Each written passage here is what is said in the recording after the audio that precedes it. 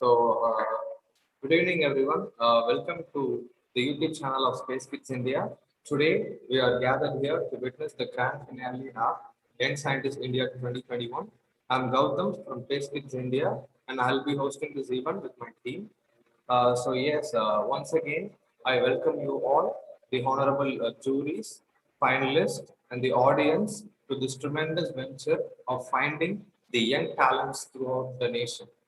For those new audience, we are for watching now. Young Scientist India is a benchmark event of Space Kids India, and this is the seventh edition of YSI. So yes, about YSI, Young Scientist India is an innovation competition to promote science awareness among the high school students to increase their understanding of science and to attract them into scientific careers, as there is a big vacuum in the enrollment of young scientists in our research centers all over the nation. So yes, sir. Coming on to today's event, the top 35 innovators who excelled in the previous round are here to present in the grand finale of Young Scientist India. Out of the 38 students, 14 are from government schools and 24 are from private schools. Each student has 3 minutes for their presentation. For government school students, the topic is India in 2030. What is our vision? You have to talk about this for 2 minutes, and you have a 1 minute time for explaining about your project and how will it be helpful to mankind. The same follows for private school students, but your topic is what do you think is India's position globally? You have to talk about this for 2 minutes and a 1 minute time for explaining about your project and how it will be helpful to the common man. So yes, I would like to thank the juries first of all for spending your valuable time with us. Introducing first Mr. Log Abhiraman. People know him as Abhiram, working in the field of social work for about 12 years. After completion of MSW, currently working for Excel Technologies, handling CSR and sustainability initiatives. Welcome, sir. Then we welcome Mr. Prashant Sinha, Head Technology Incubator of eCell in BITS Bilani, Hyderabad. He has identified, cultivated, solicited support for incubation efforts and led entrepreneurial education programs. So once again, I welcome both juries and thank you very much for helping us in this venture. All the very best for each and everyone participating in this finals. The stage is yours, guys. You have 3 minutes time, as I've already insisted. From here on, my colleague Duru will take over the event. So over to you, Duru. Please go on. Thank you so much, Gautam, bro. Yeah. Good evening, everyone. Myself, Dhruv Sangal. I'll be your host from now.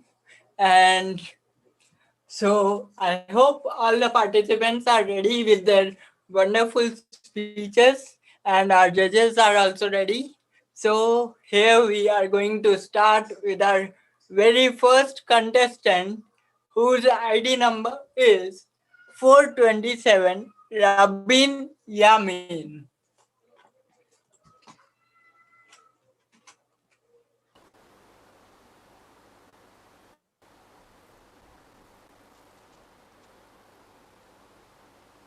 Good evening, Rabin. Good evening, sir. Yeah. Could you see me? Yes, Ravin. Am I audible? Yes, Ravin, you can go ahead. Respected dignitaries and respected judges, a warm good evening to one and all. India is a major emerging power in Asia. Though we have achieved many achievements in our way, we should still utilize our resources and manpower wisely. My first vision for 2030 is sustainability and green development. We should change from exporter of raw materials to producer of products. When practicalizing it, there will be a massive increase in the pollution. To solve it, we should chemically change the greenhouse gases and utilize it fruitfully. Solar energy could be used to break carbon dioxide into carbon and oxygen through artificial photosynthesis. By this, we will be able to vitalize economy and employment. To support this, a team of experts should link with premier educational institutes of India and motivate and facilitate young brains to become entrepreneurs. We should also take the future opportunities of bioinformatics, artificial intelligence, and algorithms.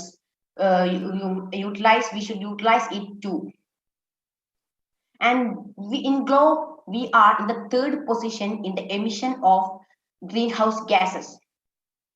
And for solving it, we should reduce the use of coal energy and we should switch to renewable energy like wave, wind, and solar energy to become green. Plastic waste should be processed in the source itself. The next vision of mine is related to agriculture. Farming sector is our backbone of our economy.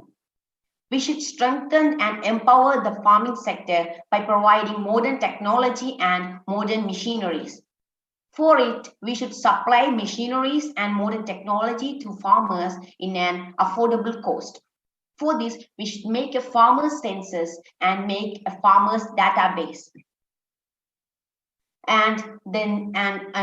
This is my vision for 2030, which will make India strong, healthy, sustainable, and which have education and employment for all its citizens.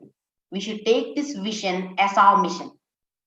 Now I'm heading to my project. My project was CocoWood, an innovative device which will help us to pluck coconuts without climbing over the tree. Nowadays, coconut pluckers are very rare, and due to this demand, they have high wages.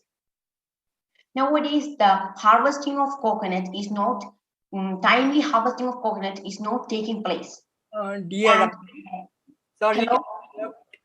Hello, sorry to interrupt, dear Rabin. Your 3 minutes have been done. And then, sorry, sir. Your 3 minutes are done, dear. Okay, sir.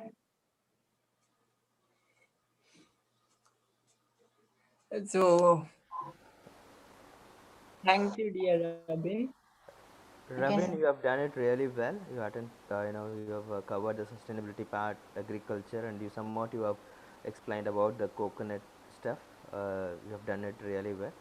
Just one Thank you, thing, sir. you need to, just uh, keep your script to the 3 minutes level so that you can cover it. I have made it for 3 minutes. I don't know what happened now. It's okay. You have done it well. Till now in the rehearsal, it was till 3 minutes. Yeah, okay. Mm. And I would like to extend my sincere gratitude towards Space Kids India for giving me such a splendid and precious opportunity. Thank you so much. Thank you, sir. Rabin. Do you have other questions, Prashant? Right? Sir? Dhruv, who is the other judge? Mr. Prashant. Prashant, yes. Yeah, actually, thank you, Rabin. Means like you have Thank a you. very good vision. All the best. Thank you. Right? Thank you, sir. Okay. And I would request all the participants to focus more on the technology you're talking about. I'm sure means like that would be that will save your time. Okay, not sure. Okay. Thank you, Rabin. It was really great. Okay. Yeah.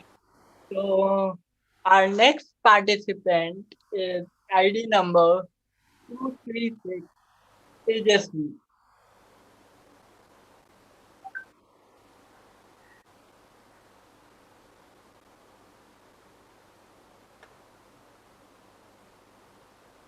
Miss, am I audible? Am I visible? Uh, Miss? Yes, okay. Yes, am I audible? Yes, yes, please Yes, continue. yes, Yes, you're audible. Can you turn on your video, please? yes, yes, your video is visible. Okay, okay. Okay. So my vision for India 2030. Late Dr. APJ Abdul Kalam had a vision for 2020 for India in which he visualized India as the most advanced and developed country of the world.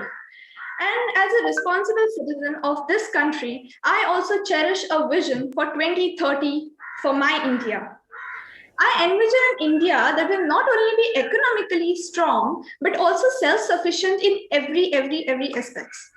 Before I move on to topics like space explorations and technology, I would like to emphasize on basic day-to-day needs of the individual, like food, water, electricity, and education.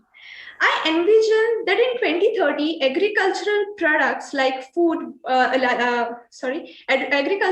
agricultural production will be 3 times than the present production, and the steps will be taken in this direction. Rainwater harvesting system will be set up in every village to be self-sufficient in water needs. Free education up to 10 standard. The use of non-renewable energy, very important. The use of non-renewable energy must be minimized, and the use of renewable energy like hydropower, solar, wind, sound energy must be encouraged on large scale. These were just a few of the glimpses of my vision to India 2030 I have for my India. Now, moving on to my project, as I discussed earlier, in my future vision, we have more focused on agricultural sector, and managing soils for food production is very important in this. So I have designed an agrobio kit, which is the best yielding crop determining device, which tells us which crop can grow in a particular area. There is a monitor which shows all the data to the admin. This is possible because of the inbuilt data fed in by the admin for the analysis. It has a solar panel also with backup batteries. There is an automatic drilling system which helps in keeping the device steady in the soil. Then it has separate sensors to sense the pH level, the temperature, the minerals present like arsenic, barium, like copper, zinc, etc., and also the nutrients present inside the soil. The data derived by the sensors are automatically analyzed, and the monitor displays the best yielding crop and the best fertilizers which can be used for the soil. This product gives a very accurate result and is economical if it is produced on a large scale.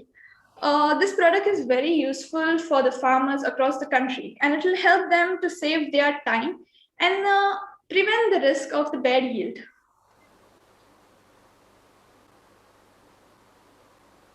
Thank you. Thank you so much, dear Tejasvi. And Thank you, It was sir. a really good presentation, Tejasvi. Talking about agriculture. Agriculture is a backbone and renewable resources. It was really nice. So over to the judges. Do you have anything to Tejasvi? Yeah, Tejasvi, you have done it really well. You know, the topics that you have covered, Thank you, that you sir. have covered it within the time. Uh, Good to hear from you. Thank you, sir. so I would like to call our next participant, which is ID number 274. ID number 274. Uva Saran.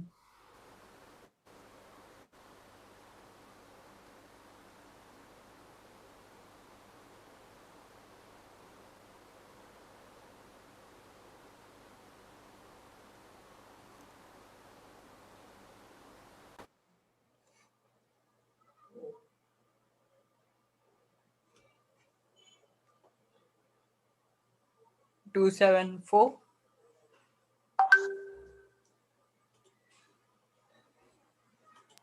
Puvarasan 274.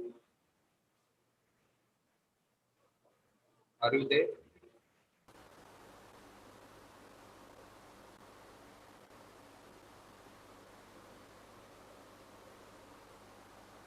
So, Dhruv, just mark him and we'll just look it afterwards. Go for the next participant, please.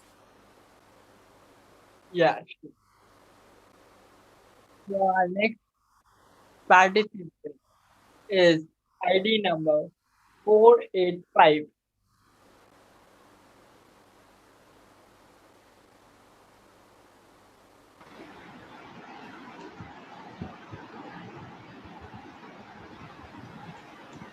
Yes, sir. Sir, am I audible? Yes, Yes, sir. yes, you are on. Please go on. A very warm good evening to respected delegates and my dear friends. This is Kailash Kuvarsini of 10th class studying at Center of Excellence. So, India Vision 2020 2030. So, our India is a vast country, right? And also, our country is a Vasudhaiva Kutumbam, which has a great philosophy, ideology, and culture, and also Vedic technology. So, when we fought for our human rights or fundamental rights, we should know the responsibilities as we have to follow them. Then automatically our India or our country will be developed. And then our country is a very prosperous country and having many are having developed in many aspects. Also, it stands for their culture and education and health and technology. In this decade, India is developing in day by day, also in technology. But by the establishment of Atal Tinkering Labs, also women empowerment like Atmanirbhar Bharat. So these all programs and this Atal Tinkering Labs, which we have using in every schools by the students, create awareness to the every each and student who are studying in the schools, and also they create many new innovations and be as a future innovator. So, and also we say that we need smart cities, but no, there is no need of smart cities. First, we have to look after the villages. So we need smart villages. Also, we know that Mahatma Gandhi ji have been worked and fought for the villages. For example, I'm working in a village, and if I have work and I'm getting income in my village, I don't want to migrate to another rural area or any cities. So that here we can know that our village is developed. But and India is moreover covered with top villages. So when villages are developed, automatically our country will be developed. And this is about the my vision in 2020 30. And then coming to finally I want to conclude with APJ Abdul Kalam words that our thinking should be capital asset. No matter whatever ups and downs come across in your life. So, as a student, I want to take a responsibility and make a country develop. And coming to my project, multi-purpose agriculture robot, which performs 5 functions at a time. So, it is very helpful to the mankind because by performing 5 functions at a time, it can help the farmers by reducing the time and also money and also reducing the very effort of the farmers because when small scale farmers doesn't have proper money or proper field to cultivate the lands. So by using this, the farmer can have many benefits and profits due to multi-purpose actions which are placed in the cultivation of crops and agriculture fields. Thank you. Thank you so much. It was a great speech. Hi Priya, you have attempted really well. It's actually thought provoking. Talking about the village empowerment and stuff. It's really great to hear from you. Thank you. Yeah, Varshini, it was really nice. Thank you so much.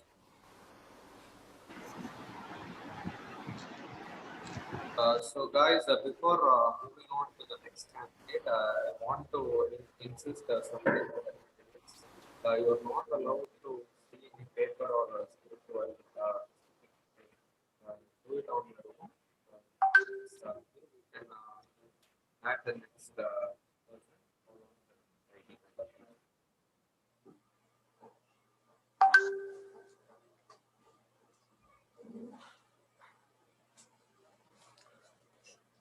So, okay. As Gautam Bro said, please don't look into the paper and give your presentation. So I'll be adding our next participant, who is ID number 276 M Sainivas.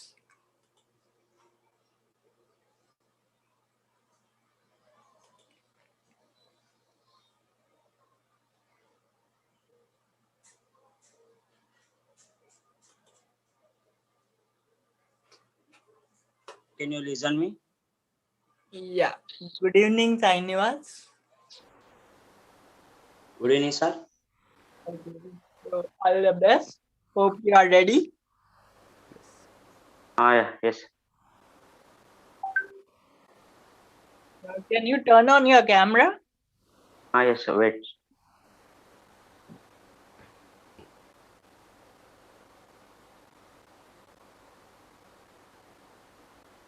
Sir, this camera is not.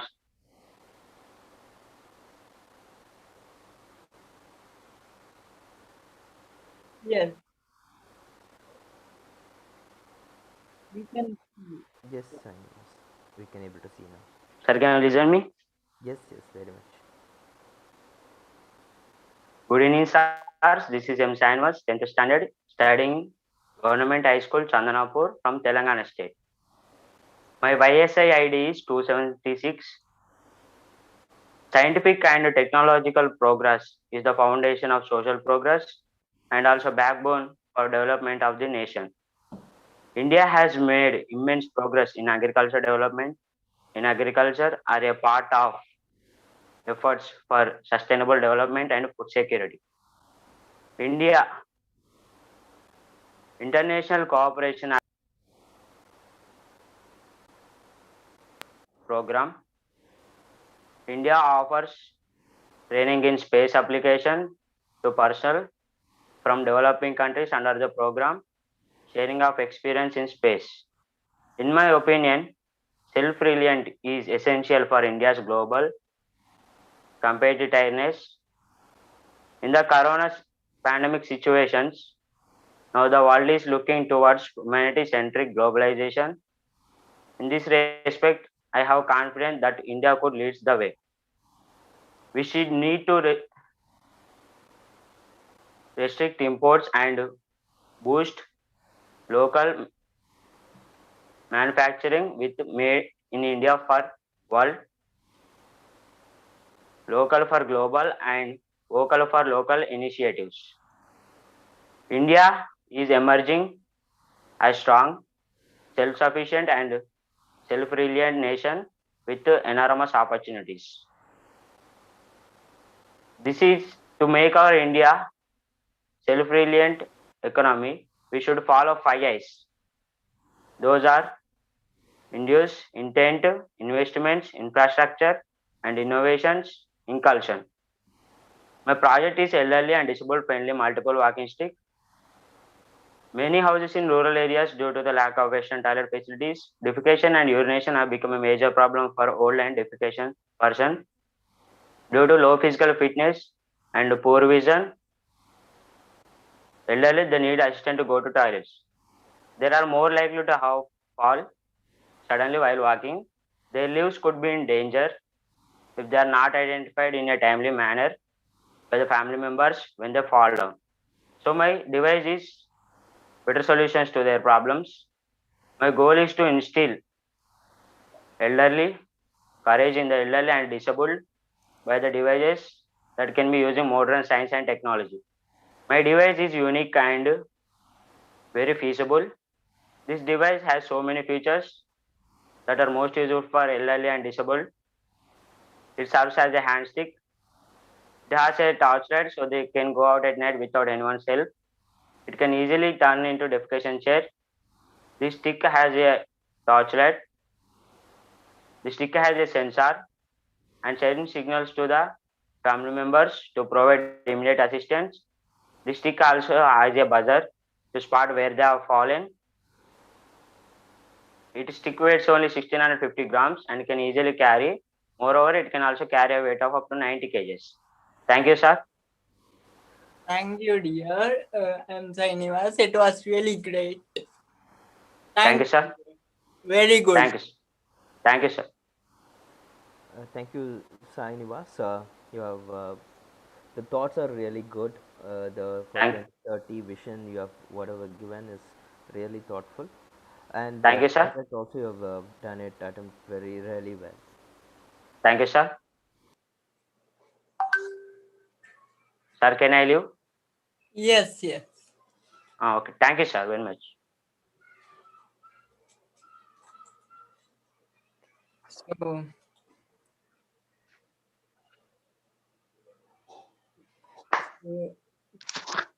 hope everyone is enjoying the competition. And I'm going to announce my next participant, who is ID number 701, Mr. Farhan.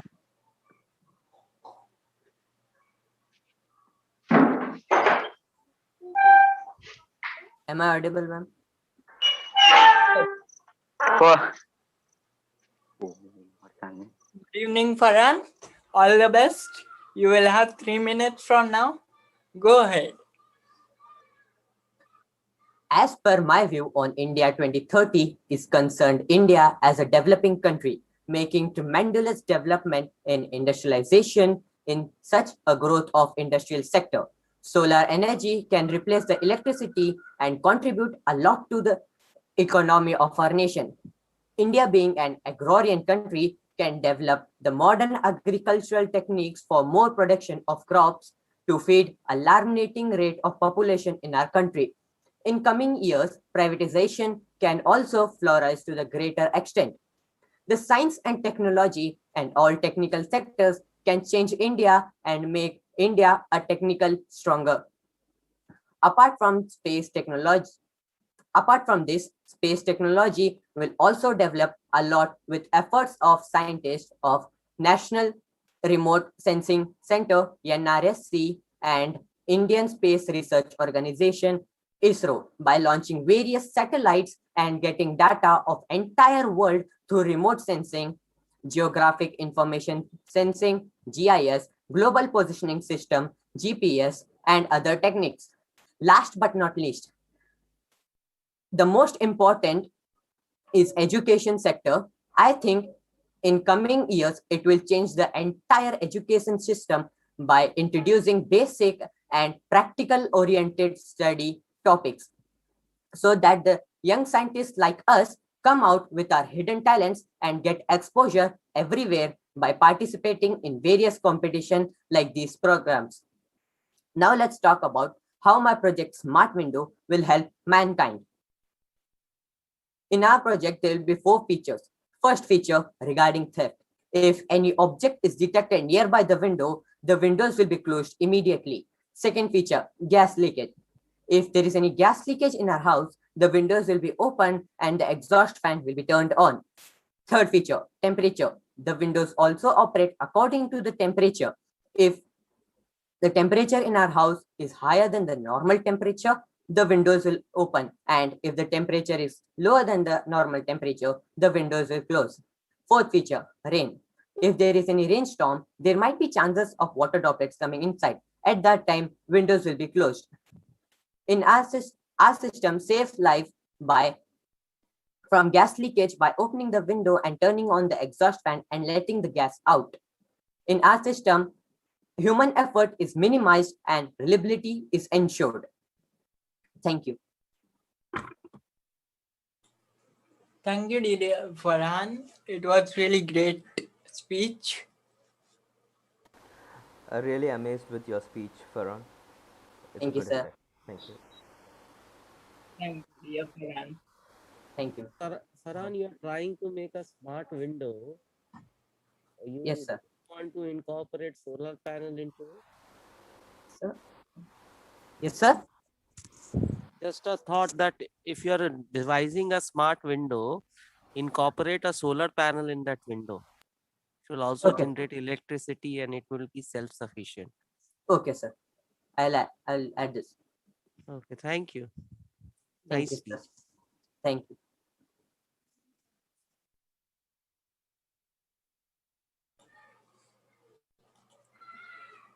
So our next participant is ID number 743, Karthik.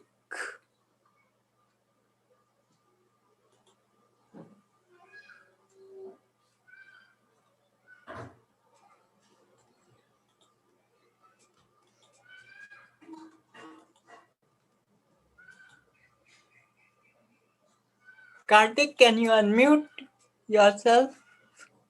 Yeah. Karthik, we can't hear you.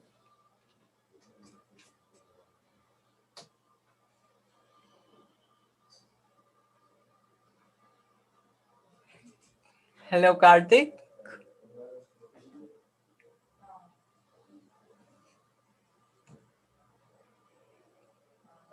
You can maybe try to mute and unmute yourself.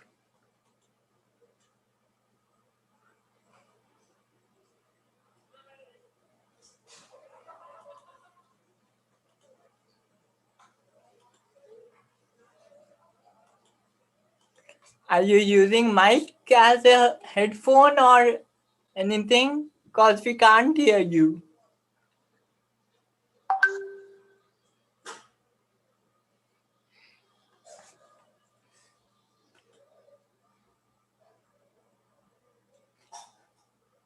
Okay, Karthik. So jury panel, Karthik is having some mic issues. So we will have to move on to our next participant, who is ID number 752.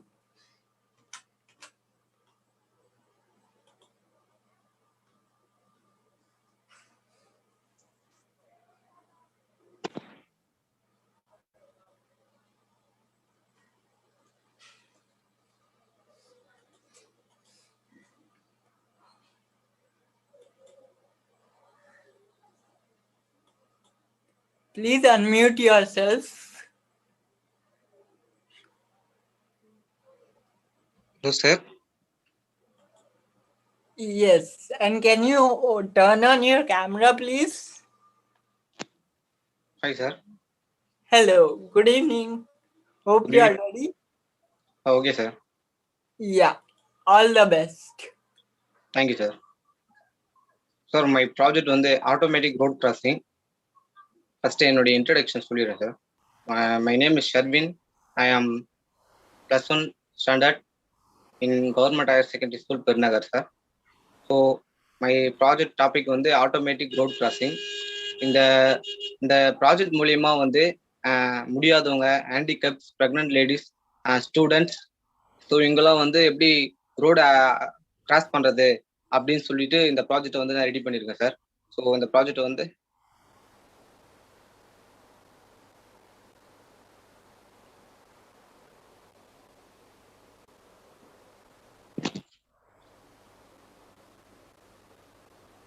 So imagine the road, sir.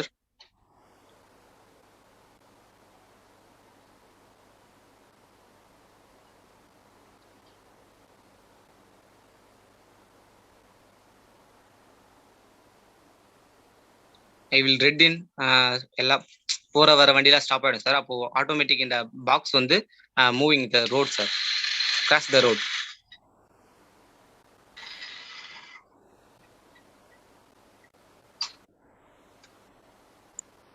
So இந்த side வந்து அவங்க அதான் pregnant ladies அந்த handicaps வயசானவங்க எல்லாரும் வந்து இந்த side வந்து ஆட்டோமேட்டிக்காக இந்த மாதிரி மிஷின் மூலிமா அவங்க கிராஸ் பண்ணிப்பாங்க சார். ஸோ இதே மாதிரி வந்து லெஃப்ட்ல இருக்கிறது வந்து ரைட்ல போகும்போது அப்போ திரும்ப இதே மாதிரி இன்னொரு பாக்ஸ் இருந்ததுன்னா ஸோ ரைட்ல இருக்கிறது பாக்ஸ் லெஃப்ட்ல வந்துடும் சார்.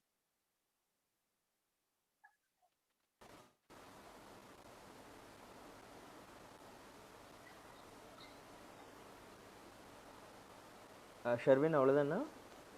One second.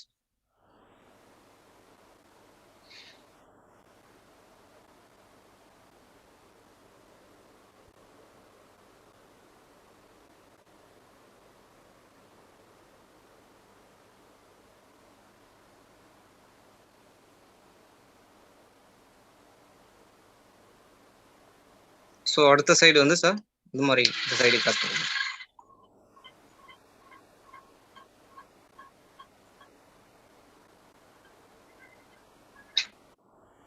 ஸோ இந்த மாதிரி வந்து நம்ம ஆட்டோமேட்டிக்காக வந்து ரோடு கிராஸ் பண்ணிக்கலாம் சார்.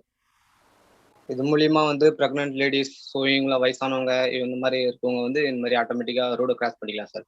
திஸ் ப்ராஜெக்ட் வந்து சர்க்யூட் டயக்ராம் மூலியமா இதை ரெடி பண்ணியிருக்கேன் sir. Thank you sir.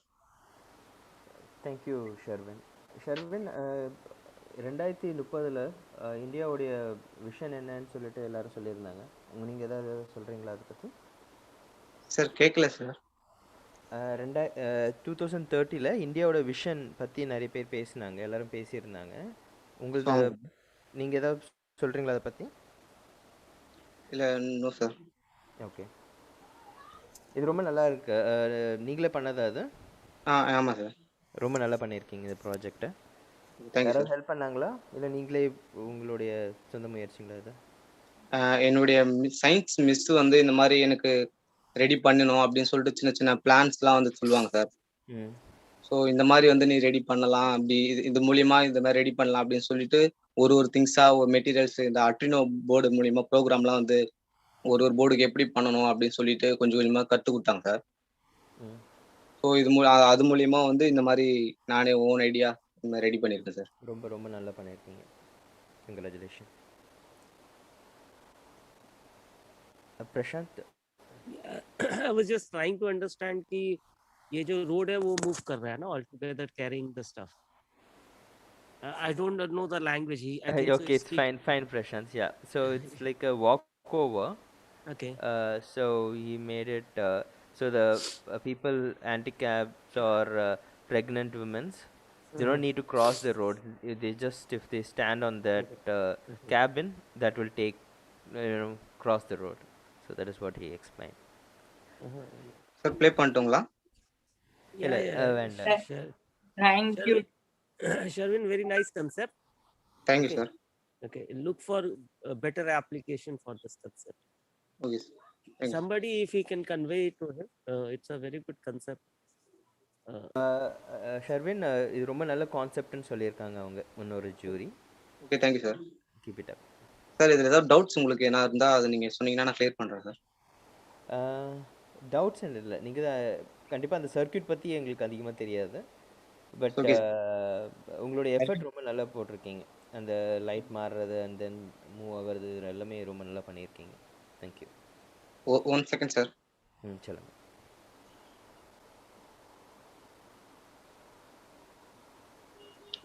So I will circuit, sir. So to IC, capacitor, resistance, diode, transformer, sir. So போய் இது இந்த சின்னதாக இருக்க வந்து இந்த லைட்ஸ் வந்து ஆஃப் ஆகி அந்த செகண்ட்ஸுக்கு ஏற்ற மாதிரி இது வந்து லைட் சென்சார்னு சொல்லுவாங்க சார். ஸோ இது மூலியமா வந்து இந்த டிரான்சிஸ்டர் மூலியமா இந்த லைட்ஸ் வந்து ஐசி மூலியமா கனெக்ட் ஆகி அது பிளிங்கிங் ஆகும் சார். ஸோ இந்த ரோடு வந்து நான் பெல்ட் மூலியமா வந்து லிங்க் பண்ணியிருக்கேன் sir.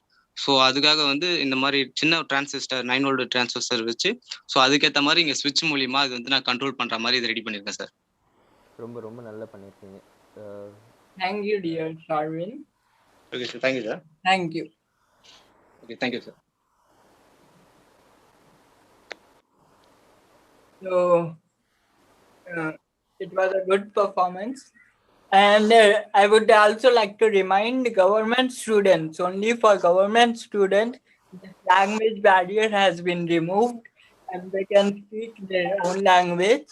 And now we are calling our next ID, that is ID number 632, Nishant Yadav.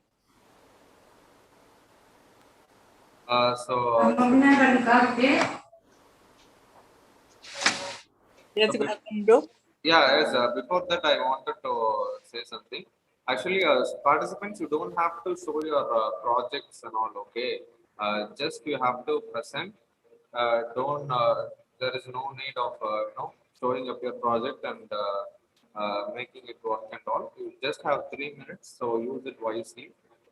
Don't go on too much detail. Keep it crisp and clean. Okay, thank you. Yeah, no project strictly. And now we are going to take our next ID, that is ID number 632, Sushant Yadav.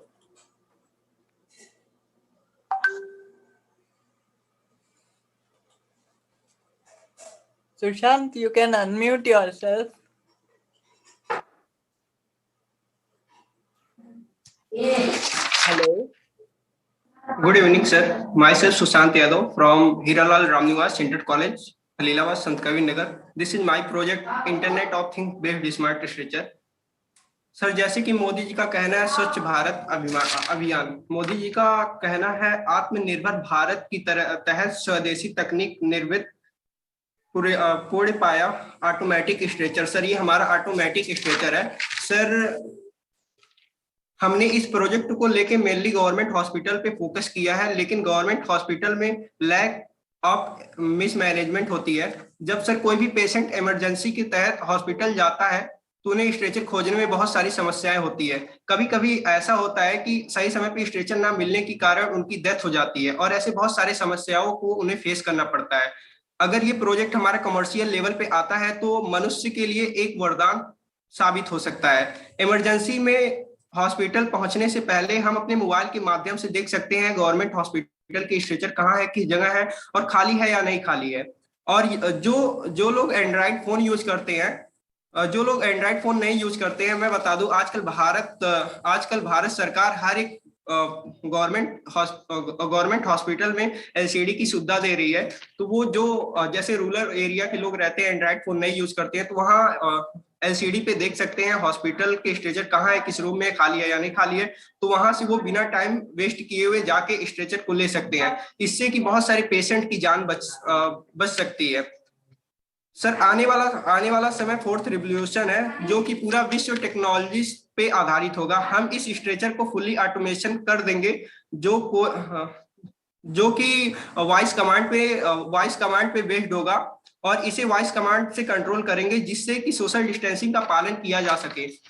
और इस stretcher पे auto sanitiser system install करेंगे जैसे कि अगर कोई भी patient को हम स्ट्रेचर से दूसरे बेड पे शिफ्ट करते हैं तो 5 से 10 सेकंड का डिले रहेगा, वो ऑटोमेटिक स्ट्रेचर को सैनिटाइज कर देगा। और जैसे कि कोरोना जैसे बड़े बड़े महामारी से बचा जा सकता है। और छोटे शहरों के लिए सर ये बता दूं जरूरत है और बड़े शहरों के लिए एक सुविधा। और sir third world developing country के लिए तो ये एक वरदान है। Thank you so much sir. Sir this is my model. Sir ये हमारा मॉडल है, एक हमने इसे स्ट्रेचर सपोज किया है। और सर ये हमारा सर्किट है और सर जिसमें वाईफाई मॉड्यूल जीपीएस और आईआर सेंसर का भी हमने यूज किया है। सर अगर कोई भी व्यक्ति इस पे बैठता है या मतलब कोई वेट पड़ता है 5 kg से एबव, देन ये सेंस करेगा ये खाली है या नहीं खाली है। और सर जीपीएस हमें बताएगा सरकारी हॉस्पिटल के स्ट्रेचर कहाँ है। और सर ये वाईफाई मॉड्यूल है नोड एमसीयू। सर इन दोनों के सारे डाटा को कलेक्ट करके इंटरनेट पे भेजेगा और हम सर कई सारे आउटपुट माध्यम से देख सकते हैं जैसे कि Android mobile LCD. Thank you so much sir. Thank you, Soham. Thank you, Shant. Okay. So now I would like to call next participant. But before calling to our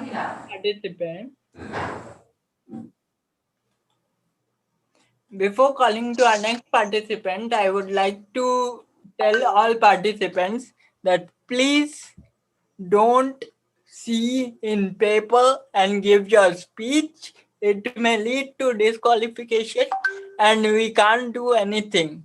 So please don't read from paper and give your speech. Give it from your mind and hope you might have got it. Yeah, and also, guys, please don't show your project and all, okay? The previous round only, it is for the project round, and you showed it and you explained and you have made it to the finals. Here, you don't have to show your project, just explain it in how much feasibility it will be useful for humans. That was the given topic for you. So please give the presentation, don't have to show your project, okay? Thank you. Please stick to the topic, okay? Or else you may lose the points. So our next participant is ID number 122, Soham. ID number 122.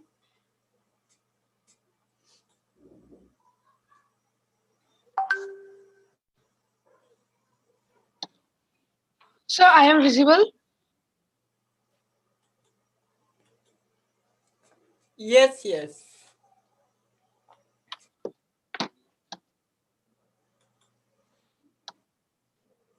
Good evening, everyone. My name is Soham Vaibhav Todkar. My YSI ID is 122, where I stand in 2030. Present population of India is approx 138 crores, and in 2030 it will be reached to 150 crores. Almost all personal vehicles will be converted into electrical vehicles, and the petrol and diesel vehicles will be discontinued or being used only for transportation. Also, air taxi will be launched. While increasing population, major cities will be expanded a lot. Traffic issues will come, which can be monitored and controlled with the help of my drone. Due to huge industrial development, people will be busy.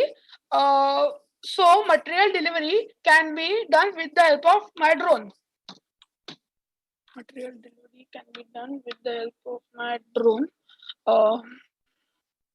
While seeing one side of coin, like we were discussing about development of India, but we also have to see another side of coin, which is we have to see about our environment and water crisis, which will be become more pathetic in 2030.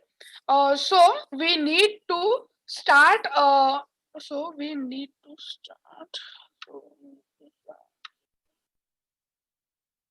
Acting that issues right now. This drone, which I have made, can drop seeds from sky to empty places and create greenery and create green environment. Also, also can monitor all the major water supply lines and tell us that there is any leakage or not. And this drone is used for unmanned sanitization. We can sanitize anything with the help of my drone, and farmers can use this type of drones for fertilizer sprinkling. And I wish God that in 2030 there will be no such such type of situation in which we have to sanitize different things and all. Thank you to Team YSI thank you to Team Space Kids India for giving me. Thank you, dear Soham. Thank you, Soham. Okay. So, thank you, dear Soham. It was really great performance. Now, I would like to call our next ID number, which is ID number 71. ID number 71.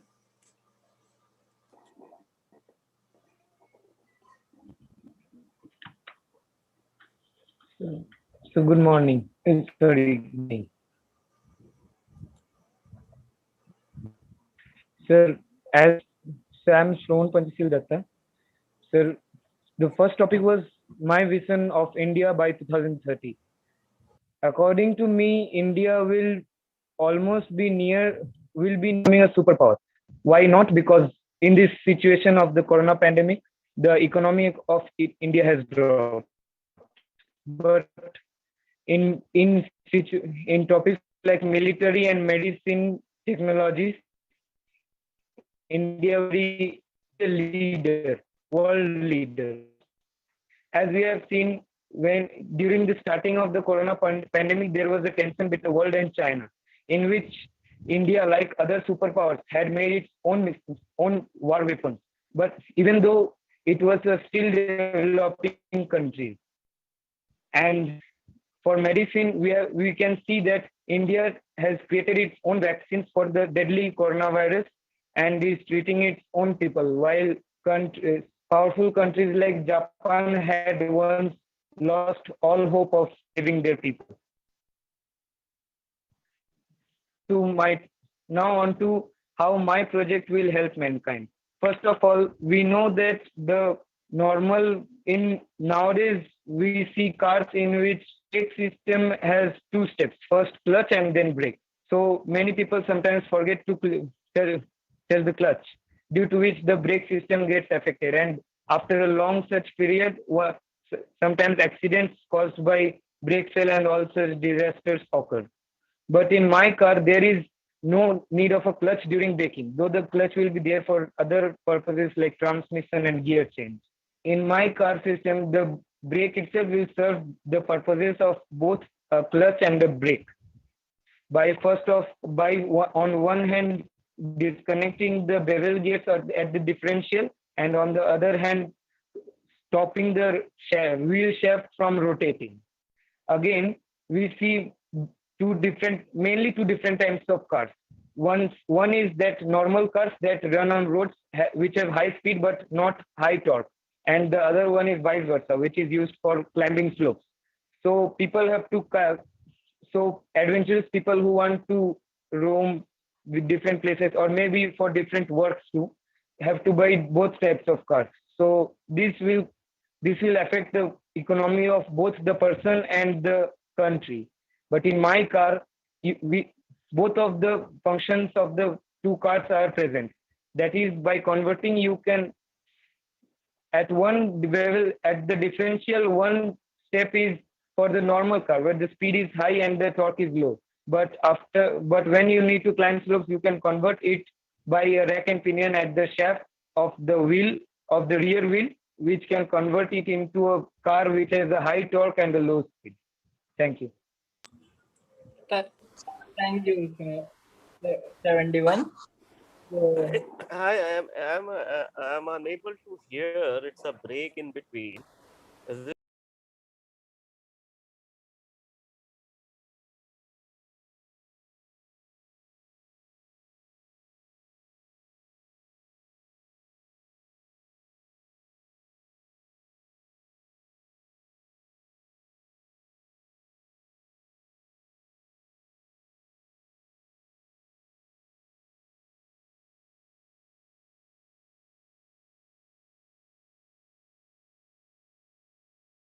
number, which is ID number 345.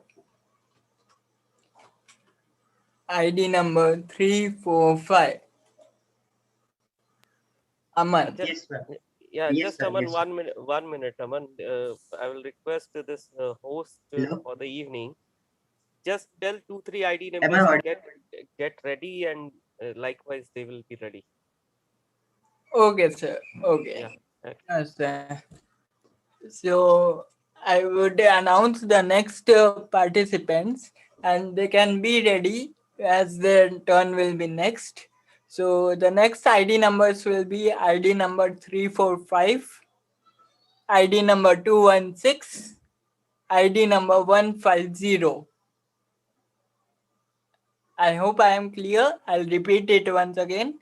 Next ID numbers will be ID number 345, 216, and 150. So now we will start with ID number 345.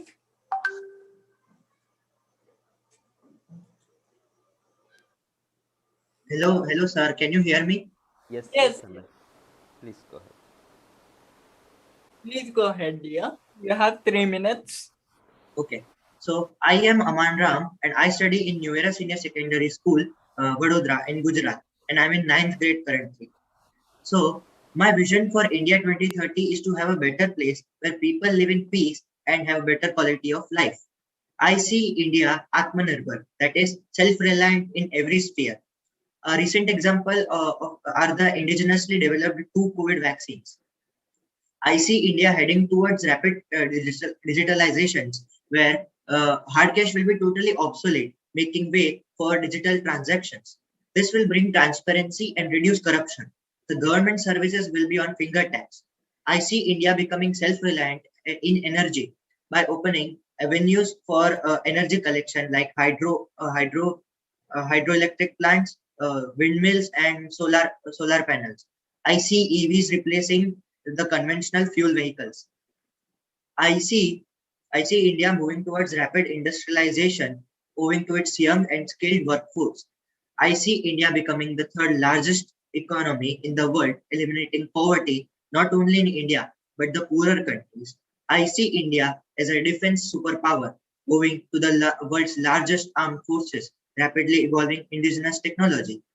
I see India taking large strides in space technology and helping other poorer countries as well. I conclude, I see a great bright India and it will be a true sense Vishwaguru, promoting the ideology of Vasudeva Kutumbakam, meaning that the whole world is a family. Now coming to my project, the visually impaired people are also increasing as we are on the drive to advance India. They have to stay dependent on other for shelter and food as they don't get jobs because of their disability. They lead a very harsh life. I have built up Vavi, that is virtual assistant for visually impaired solely for the blind people. It is a software or an app which is equipped with AI to help blind people with major tasks throughout the day. There are no commercial interests behind it. The blind can purchase an affordable low-range Android phone with a camera costing about 6,000 rupees with an active internet connection. I'm also planning to make a small device which has the app in it, and it can run for the mobility of running the app at everywhere. It can identify the person's currency, object, and tons of other features. Distribution of Webby will be held by organizations like WHO for free. So the poor people can also get the aid. The blind will then will be beneficiaries of the digital world and become self-dependent financially by working. This will create a great impact in their lives, and in the upcoming years, I dream to help as many visually impaired people as possible through the AI-based approach of Webby. We will get to have more human resource when we will provide such aid to the blind people. Thank you. This was Aman Ram. Thank you, dear Aman. Aman Raman, you have done it really well. Really appreciate your self-reliant concepts and app for the blind people.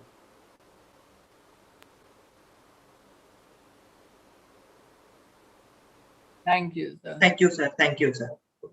So, our next participant is ID number 216. And after that, please ID number 150 be ready. Now we are calling ID number 216.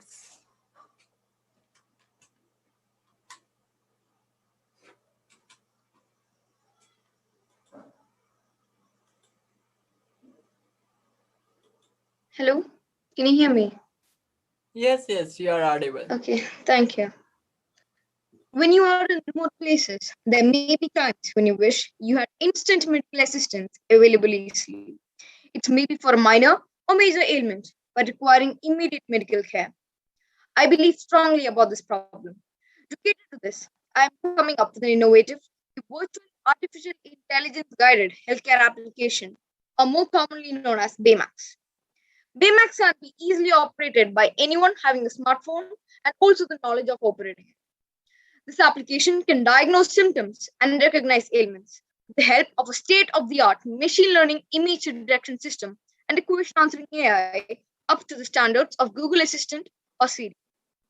Python is the programming language for this application. It could be manually opened, or the same gets activated when it hears the word of distress of the user seeking medical help. Example, saying ouch, or ow in a distressed manner will activate Baymax. Once activated, Baymax follows an algorithm familiarizing itself with the user's ailment. Physical injuries can be detected by the machine learning image detection software. The two modes, online and offline, ensure that Baymax can be used at any given time. 2020 had been a tough year. We all had to adjust to the new lifestyles due to the sudden emergence of COVID-19. Doctors are being relentlessly slammed by the exponential workload, and most people avoid visiting the hospitals in the fear of catching the virus. Baymax plans to tackle this problem by handling domestic injuries, lessening the works of doctors who are working day and night. I believe Baymax could help. Baymax could help the worried and overprotective mothers like mine at bay. I wish at 2030, where doctors can enjoy a little boredom. I'm sure you've heard of the monstrosity of computational intelligence, IBM Watson, which can diagnose diseases even which doctors sometimes struggle to. While Baymax is no match for that, it offers a simple yet elegant solution for a simple man seeking medical help. Thank you.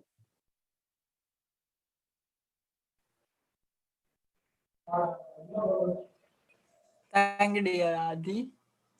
It was a great performance. Now, I would like to call our next ID, which is ID number 150. Before that, just a second.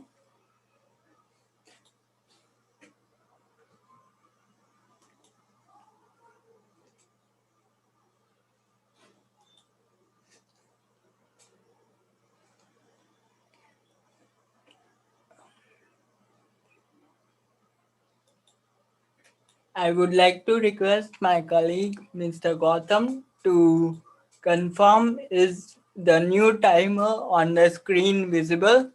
Yeah, it is visible. Okay. So, I would like to call now next participant, which is ID number 150. Hope you are ready. Am I audible, sir? Yes, you are audible. Yes, you are audible. Can I start, sir? Yeah, please go ahead. All the best, and please have a look at the timer. Yes, sir. All the best. Sir, may I need to turn on my task? Sir, need I turn on my camera? Yes, please turn on your camera. Am I visible, sir? Yes, you are.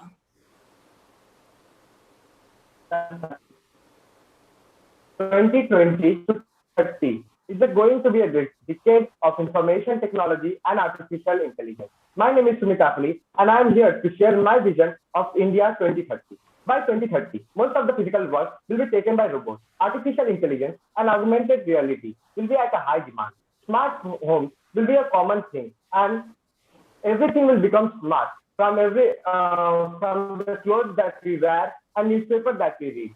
Nanotech will be widely used.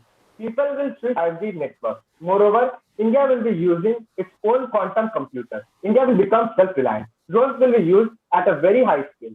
By 2030, flying cars will be manufactured.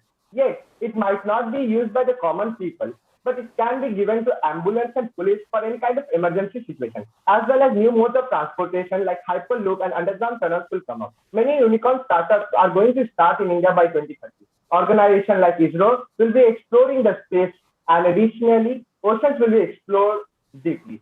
Cure of many deadly diseases like cancer and AIDS will come up, and artificial organs will also be produced further. India might have the highest population, and there would be shortage of minerals and resources, because of which more than 90% of the people will be dependent on renewable resources, that is solar energy or hydroelectricity.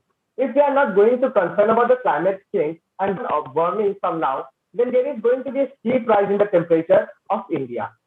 If we don't stop harming the environment by polluting it and cutting the, then there will be even shortage of fresh air, and businesses like fresh oxygen booths will come about. Also, there will be the scarcity of fresh water.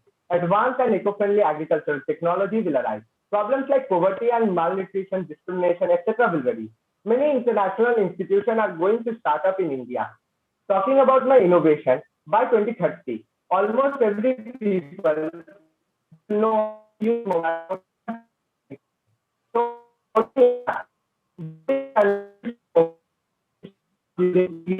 electronic voting machine.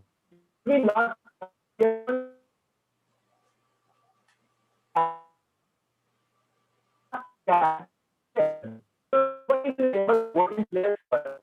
blockchain technology will be prominent and make it impossible to manipulate any kind of data. There won't people will going to vote from the first of their home, and there won't be any kind of gathering. Neither the time will be wasted in standing in line or count of votes. Also, a lot of money will be saved. Overall, we can, if we cooperate with the environment, we will successfully achieve the sustainable development goals. India will become a global leader in terms of economy, science, and technology. There is going to be a science and technology revolution, not only in India, but in the whole world. And India will, by 2030, will become almost a complete developed. Thank you.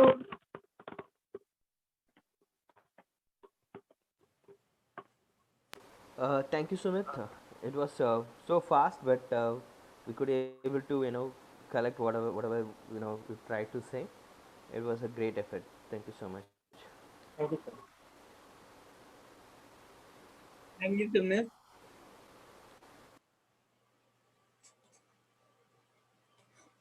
So now we have our last two participants from government category. And our next participant will be ID number 274. And he had a network error in starting. So we are going to retake him now. His ID number 274. And after him, ID number 743. Please be ready. Guru, can you reset the timer? Yeah, it's resetted.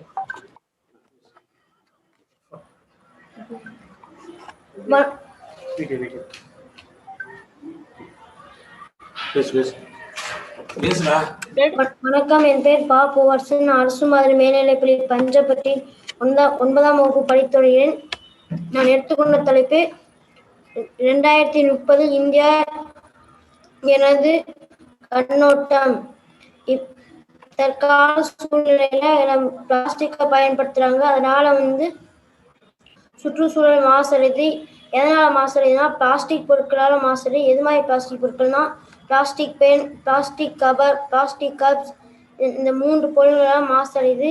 எதெல்லாம் மாசடைதுன்னா நிலம், நீர், காற்று ஆகிய 3 மாசடைது. அதனால நாம் plastic பேனாக்களுக்கு பதிலாக வாழை இலை பசுமை பேனாக்களை பயன்படுத்தலாம்.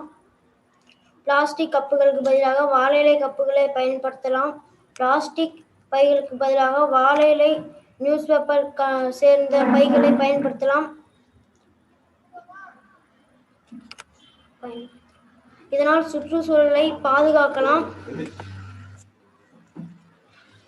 2030 எல்லா இடங்களிலும் பசுமையாகவும் தூய்மையாகவும் சுற்றுச்சூழல் பாதுகாப்பாகவும் இருக்கும். இதனால் இயற்கையை காக்க முடியும், நெகிழியை தடுக்க முடியும். பிளாஸ்டிக் பேனாக்களுக்கு பதிலாக வாழை இலை பசுமை பேனாக்களை பயன்படுத்தலாம். இது எளிதில் மக்கக்கூடியது. 5 அல்லது 6 முறை இங்கை ஊற்றிக்கொள்ளலாம். பிளாஸ்டிக் கப்புகளுக்கு பதிலாக வாழை இலை கப்புகளை பயன்படுத்தலாம். இது எளிதில் மக்காது. இது எளிதில் மக்கக்கூடியது. இதேமாதிரி கவர்ல குழம்பு, ரசம் பார்சல் பண்றதுனால உடலுக்கு தேவையான நோய்கள் உண்டாகுது. அதனால இது எளிதில் மக்காது. இதேமாதிரி வாழை டீ பார்சல், குழம்பு பார்சல் பண்ணிக்கலாம். எளிதில் மக்கக்கூடியது, உடம்பிற்கும் மிகவும் நல்லது.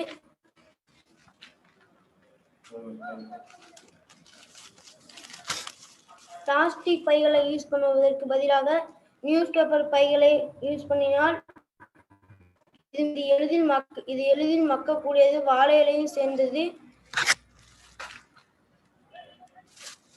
இந்த பாத்தியில் வாழை இலை இந்த பாத்தியில் செடி நட்டால் இந்த செடி, இந்த பாத்தி மக்கி இந்த செடி அதிலிருந்து உரமாகி வளரும். செயற்கை உரங்களை பயன்படுத்துவதற்கு பதிலாக வாழை இலை சாறை பயன்படுத்தினால் மண் வளரும், செடியும் வளரும்.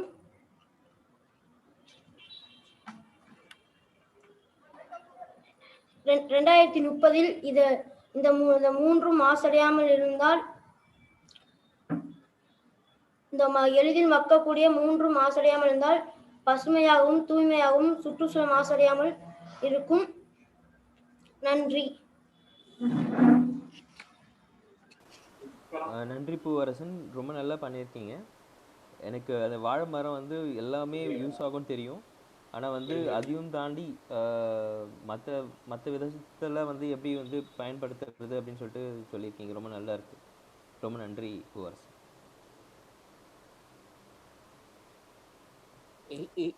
Is he talking about maize being used for plastic production? So he explained the plantain trees, how it can be the replacement for the plastic cups, plastic paper kind of stuff. Okay, the plastic cup and paper will generate as itself as a tree. So he mentioned that use of the using of banyan products, like using banyan leaf for wrapping of parcels. Okay. Using a pen, the stick-like structure shown was a pen, pen made up of banyan product. Is that banyan or plantain tree, Gautam? Vale. Okay. Somewhat the greens. So he used. He's using organic product for replacing a plastic. So that is the base idea. Great idea. All the best. Thank you, Prabhatan. So yeah, Dhuru, I wanted to say something. So yes, I'll be sharing the timer screen. Okay. I think there is some lag on your network. Okay. So yeah, when the students start, I'll start the timer from myself. Okay, you can switch off the stop sharing. Yeah. Sorry, screen sharing option from your side. Okay. Yeah. So now moving on to the last candidate, I guess, in government school category. Yeah. ID number 743, Kartik Singh.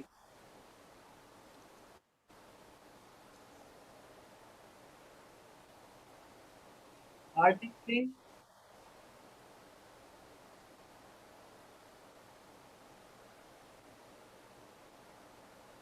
Dear, unmute yourself.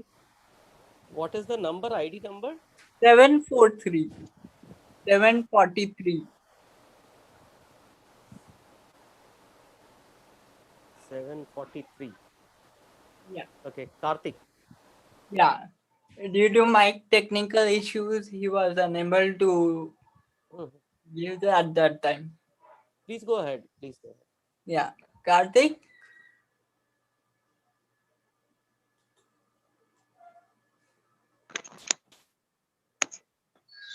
Hello, Kartik.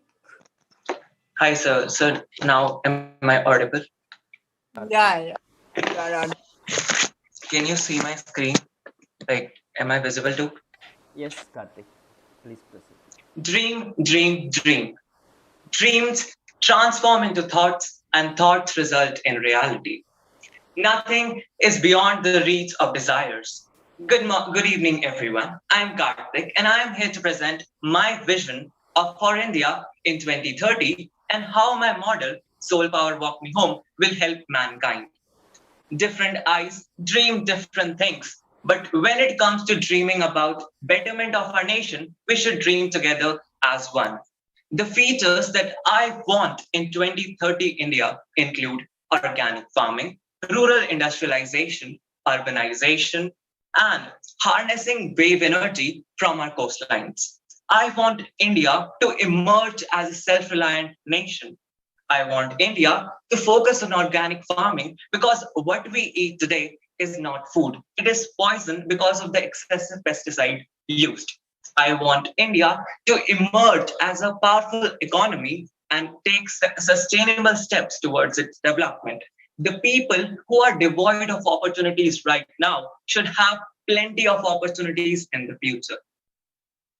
Now, moving on to my model. My model is Soul Power Walk Me Home. It helps visually impaired people to interact with our beautiful world. Do you wonder how much do they struggle to do simple tasks, such as going to an unknown environment or using a public transport? The features of Soul Powered Walk Me Home include: it has a piezo plate based electric phone charger. The piezo plates convert force applied to walk into electricity, and it can be used to charge our mobile phones. This will consume electricity. Then we have ultrasonic sensors. These sensors detect obstacles and send feedback to the user in the form of a beep or a vibration. Next, I have the GPS and navigation. If the user wants to know his location will be displayed on the display board, and we can add a speaker so he can hear his location. Then we have foot massagers. We have certain acupressure points beneath our feet that cure chronic diseases. The last feature, bus arrival system. Suppose the user wants to get on a bus. The bus driver will connect his phone to the shoe via Bluetooth, and he will send him a notification that the bus has arrived and the user will board the bus.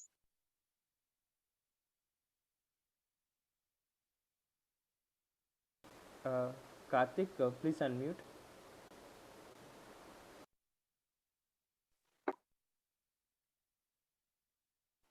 So which is left.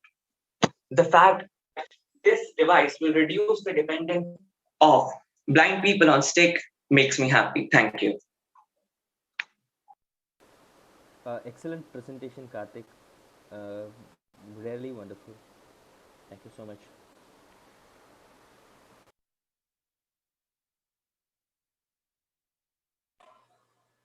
Thank you so much, dear Karthik. It was a really wonderful presentation.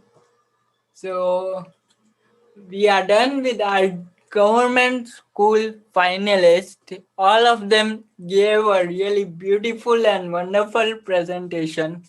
You are well, seriously awesome.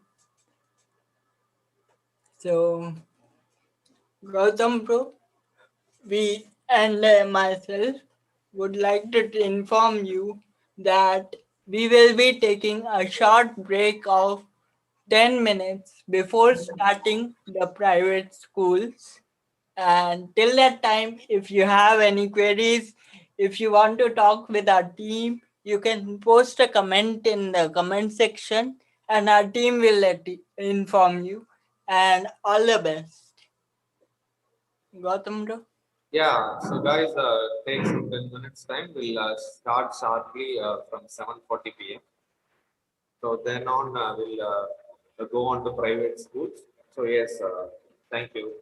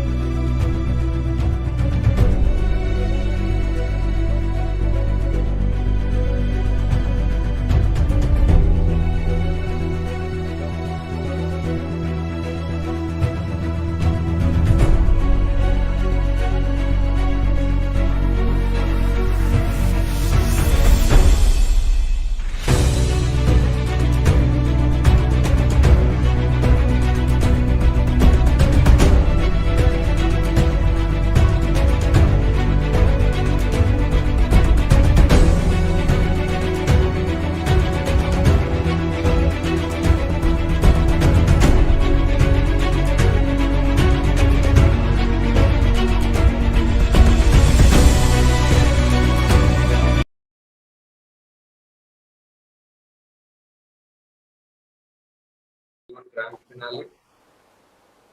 Hi, So as of now, government school students have finished their presentation. Now we'll move on to private schools. So yes, Guru, you can go on. Yeah. So private schools, be ready.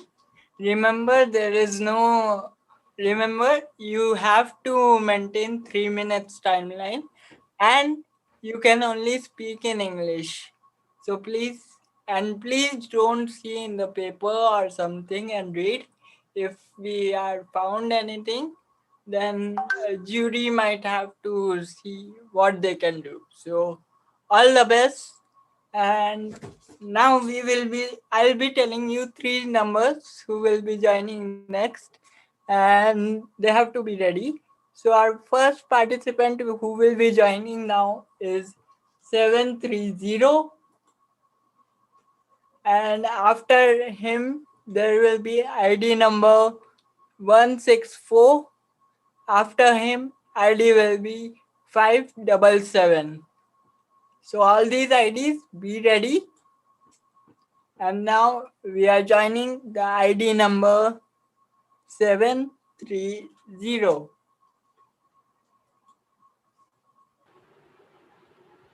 Am I visible and audible? Yes. Yeah, thank you. So, greetings to all. I am Sanchit Jain. As you all know, the country is already fighting through a pandemic. We are all going through tough times. Let's get into the topic. So, if I talk about Indian economy, we are seeing in the 2020 we saw that it was going down, but after the COVID cases started decreasing, we saw that the economy rebounded. After the lockdown eased, we saw it rebounded. So, still in the market, we are seeing a low demand and low in hand cash. More number of non-profitable assets are increasing within the country, and the tax collection is also going really down. Amidst all this crisis, there's also a very silver lining.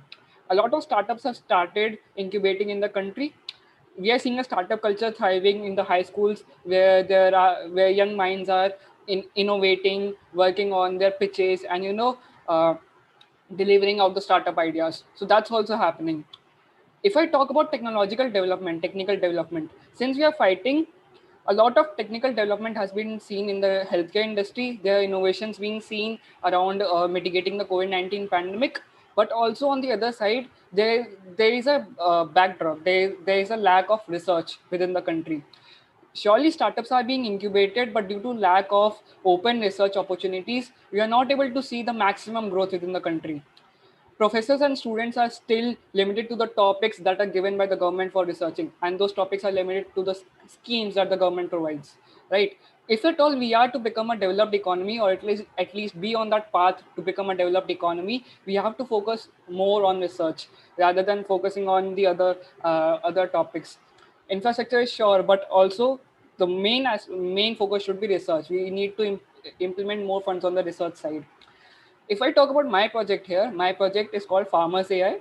It is basically an all-in-one tool that will help the farmers to get predictions, that will help the farmers to derive inferences from the soil data, from weather, etc. So it uses artificial intelligence and IoT-based radio frequency technology to function. It is imperative that we consider agriculture sector for development, because we are looking here at $12.4 billion industry, and around 42% of the workforce is already employed in agriculture sector.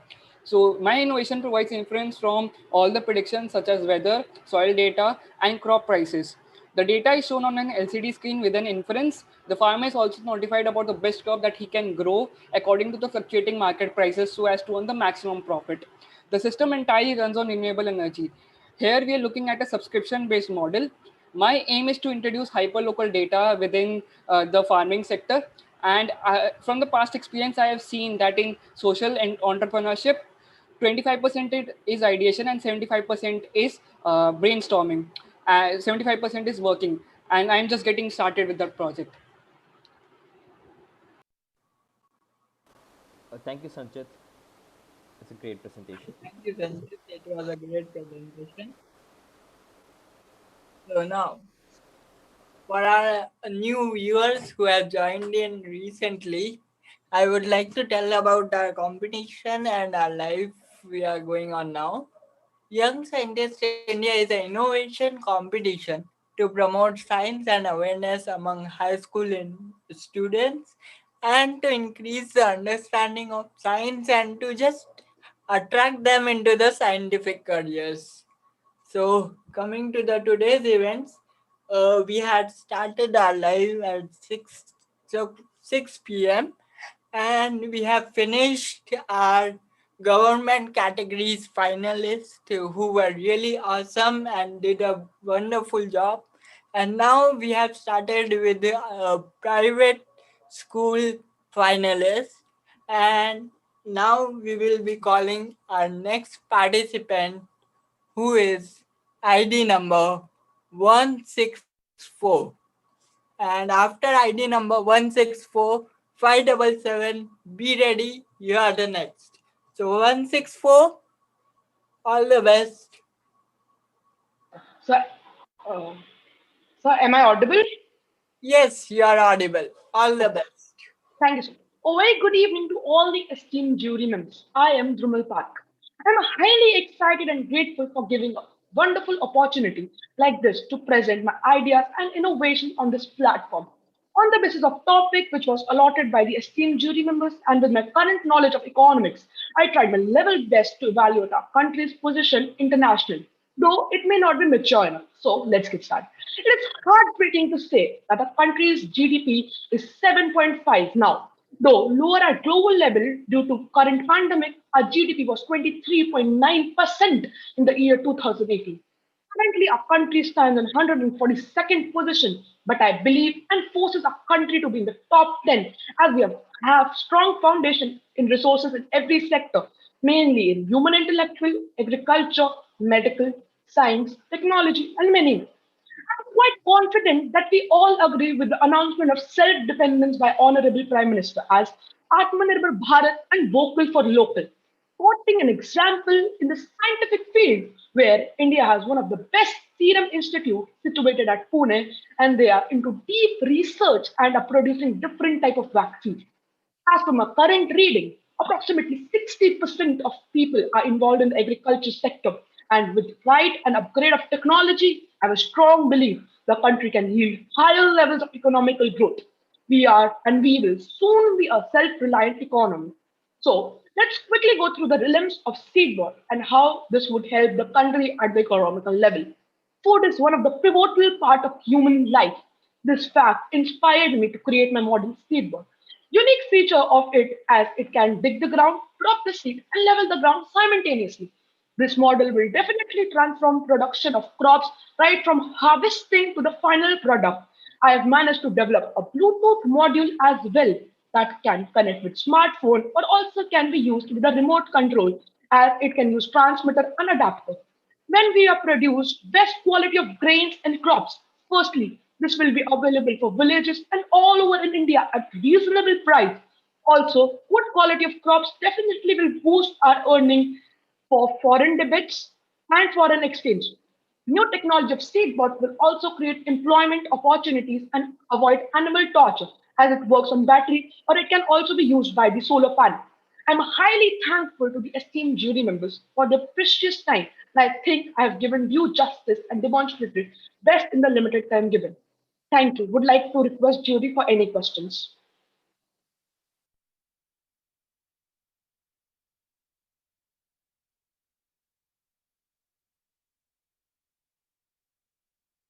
Thank you, dear. It was a great speech given by you. We all liked it. And thanks a lot. So now moving on to our next participant, who is ID number 577, Himanshu. ID number 5. After this ID number 77, please be ready. After this, ID number 577, please be ready. 577. Right. Good evening, everyone. Good evening, judges. Am I audible and visible? Yeah. All the best. Right. I'm Himanshu Sharma from Amity Saket, and I'll be presenting a speech on the topic India's position globally. Entrepreneurship, Innovation, science, technology, research, and development are imperative measures to determine the development of a nation. And due to the great efforts by our government and various private organizations, India is rapidly making progress in all of them. In 2020, India moved 4 places up to reach the 48th rank in Global Innovation Index for the first time. India ranks in the top 15 for indicators such as information and communication technology. In 2020, India has produced about 11 new unicorns, and a total of $11.5 billion have been raised by Indian startups. These statistics clearly highlight the increasing importance of India globally. But despite these rapid advancements, I believe that India can perform substantially better by investing more in the field of research and development and bringing these new developments into the market. When a nation or firm invests in R&D, it is expected to get new ideas, intermediate goods, method to reduce costs, and final consumer products, which are more developed, allowing a nation or firm to become more efficient and profitable. Highly developed nations such as the United States of America, Japan, and Germany invest about 3 to 4% of their GDP in research and development, as opposed to India's mere 0.9%. This makes the investment of US in R&D 6 times than that of India, hence giving it a huge edge. Although, as highlighted earlier, India has definitely matured in the startup ecosystem, the low R&D spending is hurting innovation in India. Hence, I firmly believe that an increase in R&D spending in India can surely boost the development of India and make it Atmanirbhar and the Vishwaguru. Now, coming to my project, Salutaris Aqua, the automated irrigation system and weed detection mechanism. India is an agro-based economy with 45% of the people employed in agriculture. Still, due to the low crop yields and inefficient technology, GDP contribution of agriculture is only about 20%. The project focuses on improving the crop yields of farmer by eliminating the weeds using machine learning and computer vision and minimizing the water usage in irrigation. This would help all the farmers to increase their yields, hence helping to boost the agriculture sector of country, hence increasing the country's economy and GDP. The automated irrigation system would also preserve water for the future generations amidst the acute water shortages in various parts of the nation. The system is also very affordable and can be adopted by medium small scale farmers also, hence giving us a huge target market. Lastly, I'd like to end by saying that a carefully researched and scalable system like Salutaris Aqua can be highly valuable to the Indian agricultural industry. Thank you. Thank you, Himanshu. Thank you, Himanshu. It was a really great performance. Thank you so much. So I hope everyone are enjoying this competition going live. Everyone from all over India are showing you their talents, their knowledge, and we are able to conduct all this and show it to you via YouTube. So now I would like to call our next participant, who is ID number 77. And after this ID number 77, the next ID number will be ID 155. So ID number 153. ID number 153, you are the next. Be ready. 77. Abhinav, you can unmute yourself. Yeah. Good evening, sir. Am I audible? Yeah, you are audible. All the best. Thank you, sir. So, first of all, good evening to all, to the respected jury member and all my dear friends. I am Avinav Jha and from Ryan International School, and I am here to present you to my project. First of all, talking about India's position. India is quickly transforming from a regional power with tactical capabilities into a global superpower with international reach. For thousands of years, India has been the center for human civilizations to grow. However, during the 19th and the 20th century, India lacked global influence. But after the independence, which was granted by the United Kingdom in form of two separate nations, India and its neighbor Pakistan, the journey of development and prosperity began once again. Over the next 25 years, India got involved in major armed conflicts with its neighbor Pakistan and China. These conflicts, combined with the Indian government's socialist policies, weakened the country's economy and limited its development. Then, finally, in 1991, the Indian government brought a massive economic liberalization program which changed the face of the Indian economy.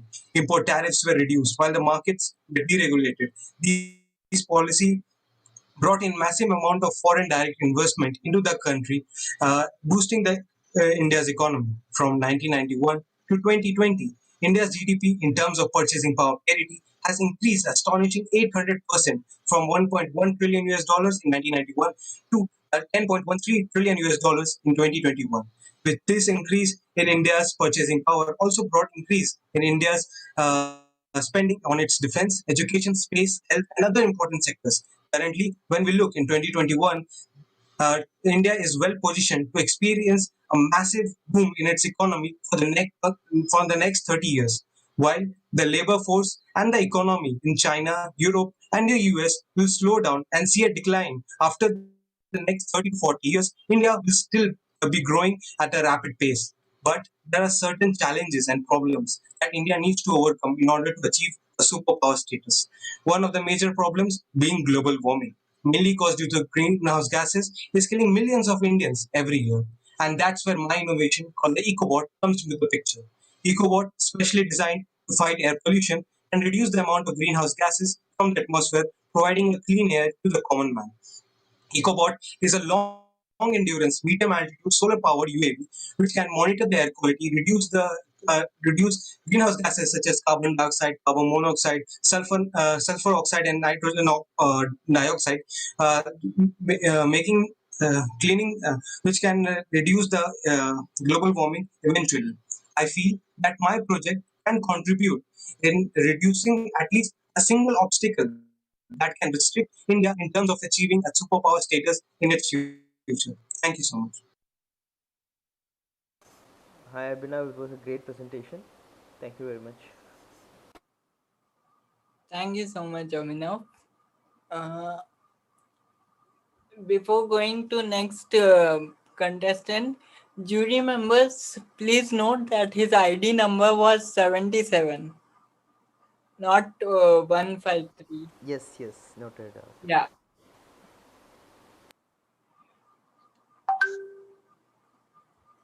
Now, the next participant which will come is ID number 153, Vachistha.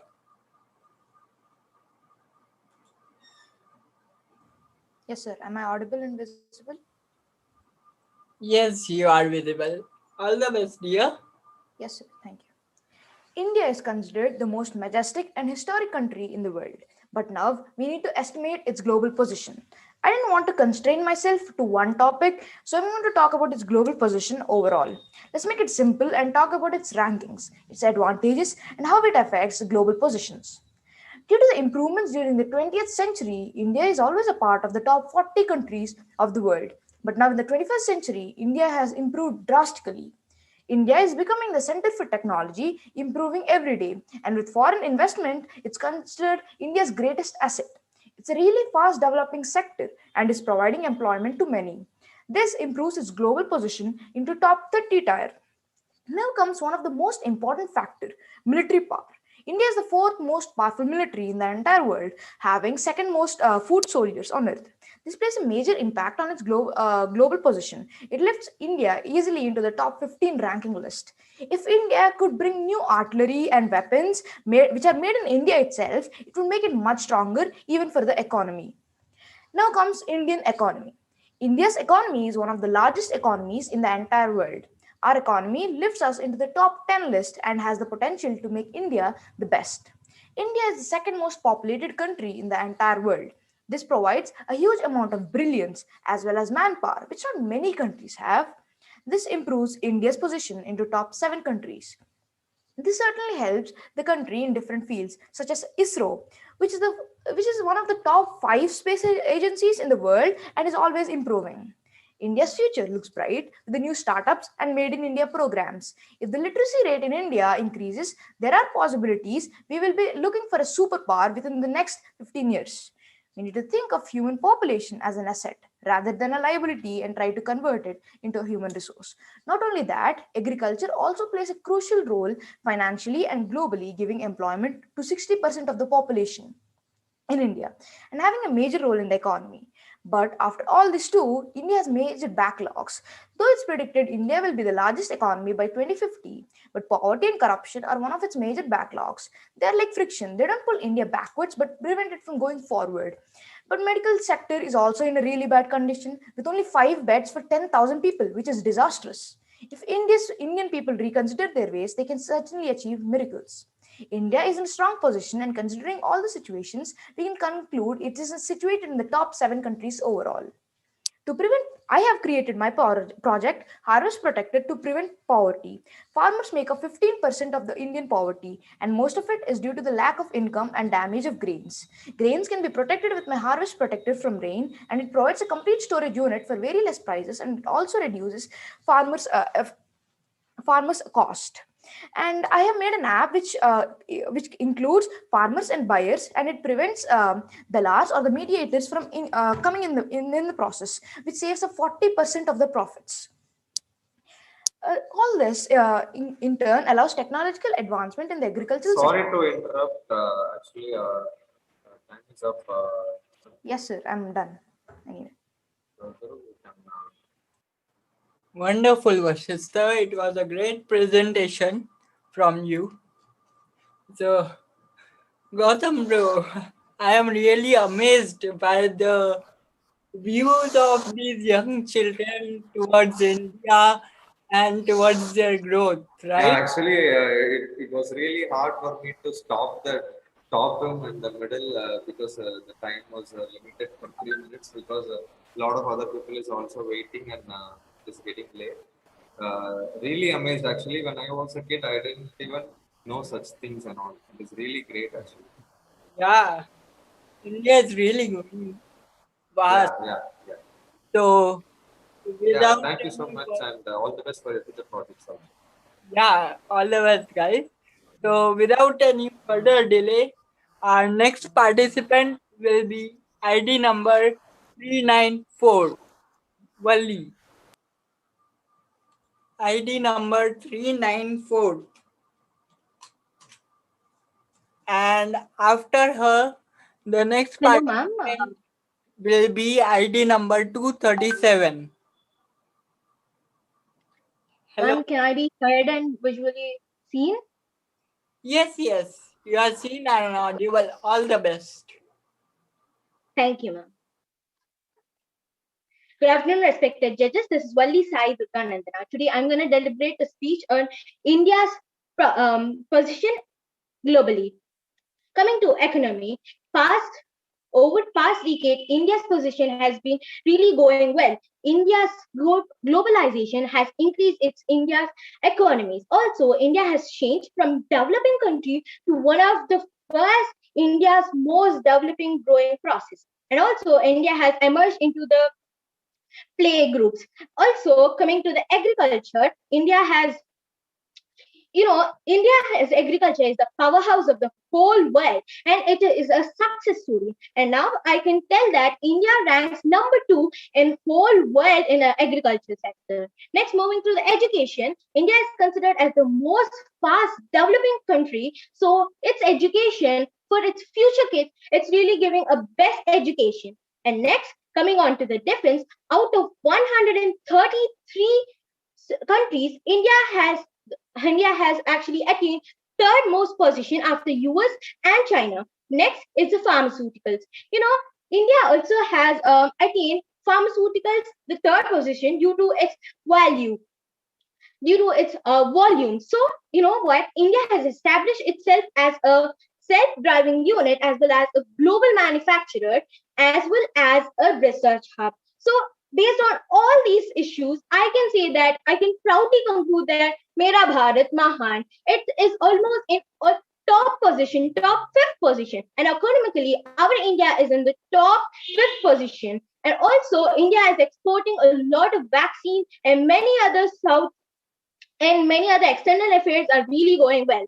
And coming upon my project, IoT-based aquaculture monitoring system, So aquaculture is one of the fastest growing industries in India, and India is also one of the most um, biggest producer of aquaculture. So now this IoT based aquaculture is installed, and when this install is done, this increases the yield, thereby reducing the cost of the fish and shrimp. So thereby it makes it available for each and every common man, thereby making every common man healthy and with protein rich. So in this way, my IoT based aquaculture monitoring system is going to help all the lakhs and lakhs of farmers as well as millions and millions of common people with healthy life.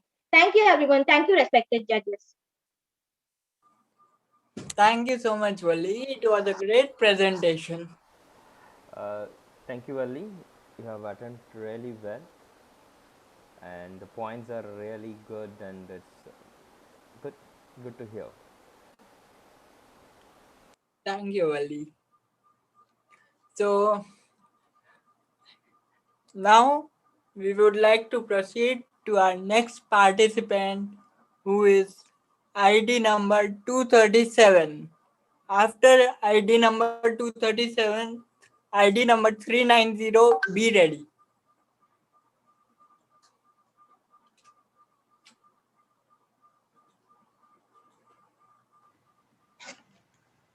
Good evening, sir. Good evening, sir.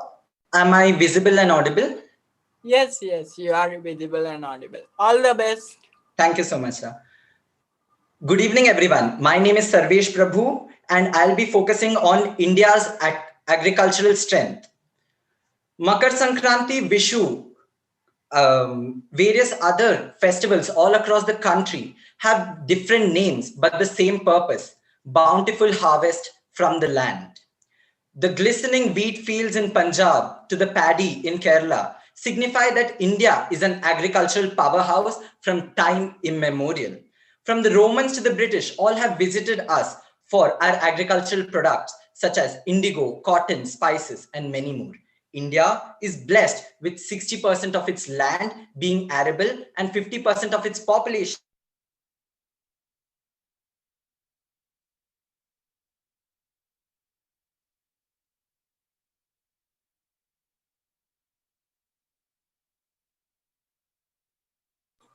Hello.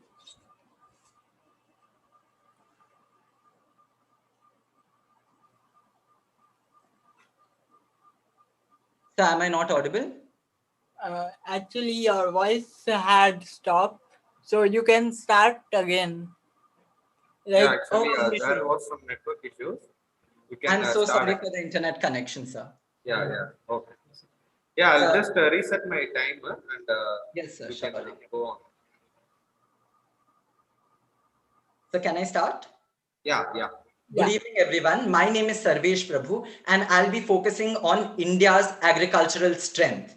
Makar Sankranti, Bihu, Pongal, Ugadi are different names for the same festival, which symbolizes the bountiful harvest given by our land.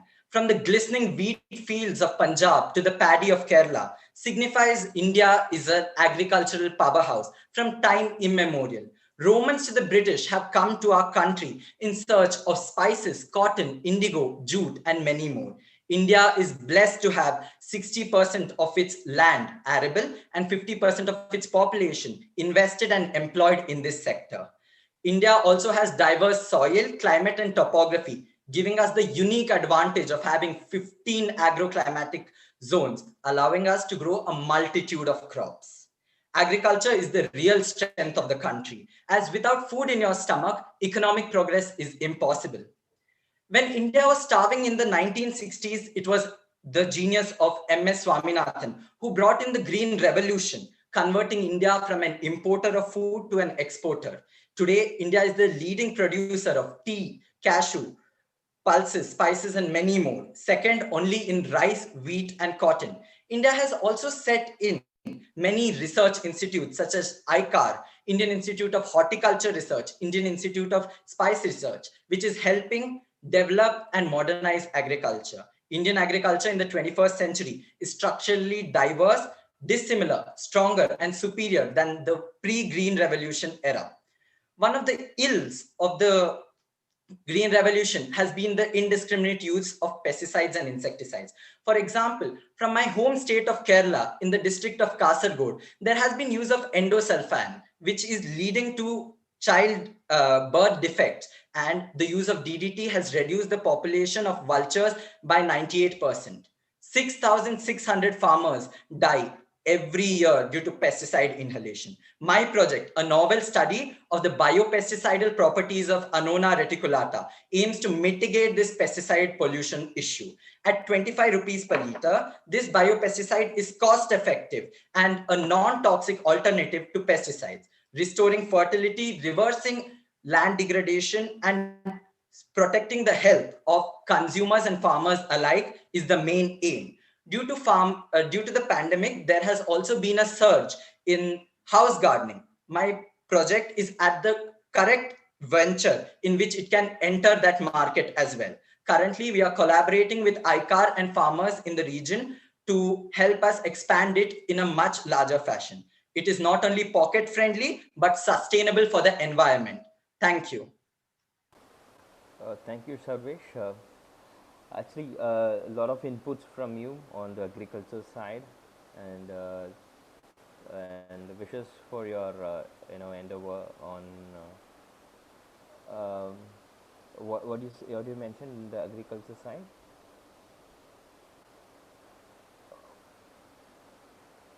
What is your project?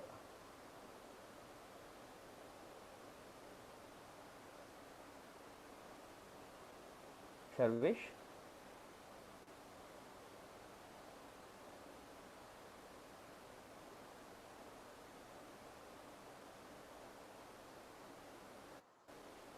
Dhruv, am I audible? Sir, I was not able to unmute due to the host disabling. So my project is biopesticides from Annona reticulata, the plant Annona reticulata. Great, great. Good to hear. Thank you. Thank you so much. Thank you so much, sir.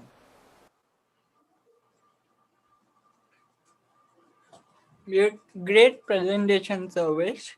So before going further, all the viewers viewing our live, please leave some cheering, some comments for the participants. They have done really hard work to reach up to here, like getting selected from 1080. Yes, from 1080 students all over India to making it to top 30, top 40 is not an easy part. All of you guys have done really great job. All the viewers, please leave a great appreciation for all our participants.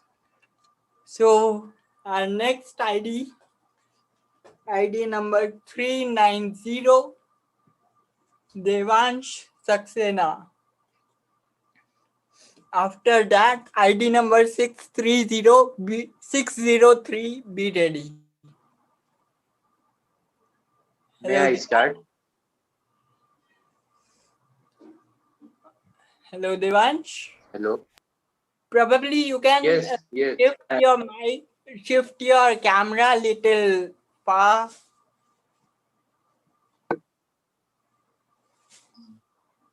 Is it now okay? Am I visible? Camera नहीं चल रहा. Sorry, Devansh, we can't see you.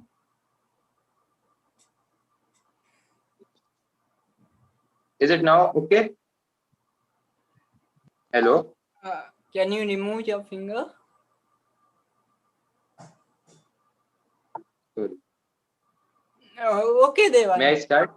Yeah, you can start. Pranam to respected jury members. I am Devansh Saxena from Kanpur, Uttar Pradesh, representing private agriculture category. Our country, India, has a great potential with respect to the knowledge and resources since ancient times of our Rishi Munis. Our huge population can be proved to be an asset with the use of modern technology. With the view of achieving this objective, our country people must consume healthy food articles and nutritious drinks. In this modern society, the use of chemicals is pretty common in our everyday food items which is provided in hotels, restaurants, and even in dhabas. This is harmful for our population at large in the long run by causing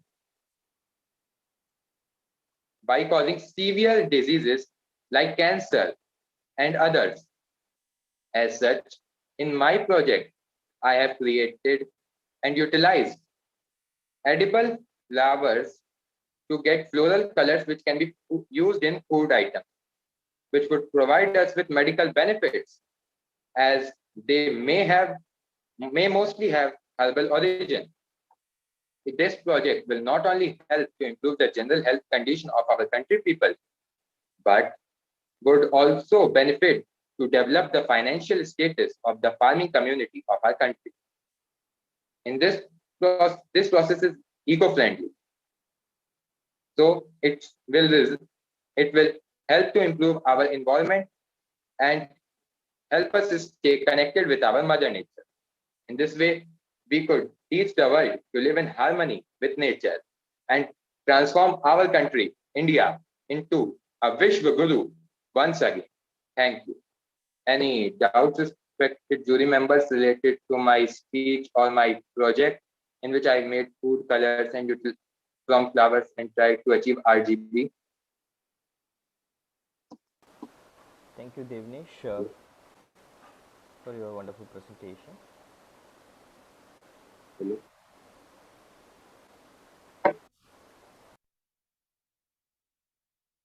Thank you, Devansh. It was a great presentation before all of us. Thank you so much. So our next ID number 603.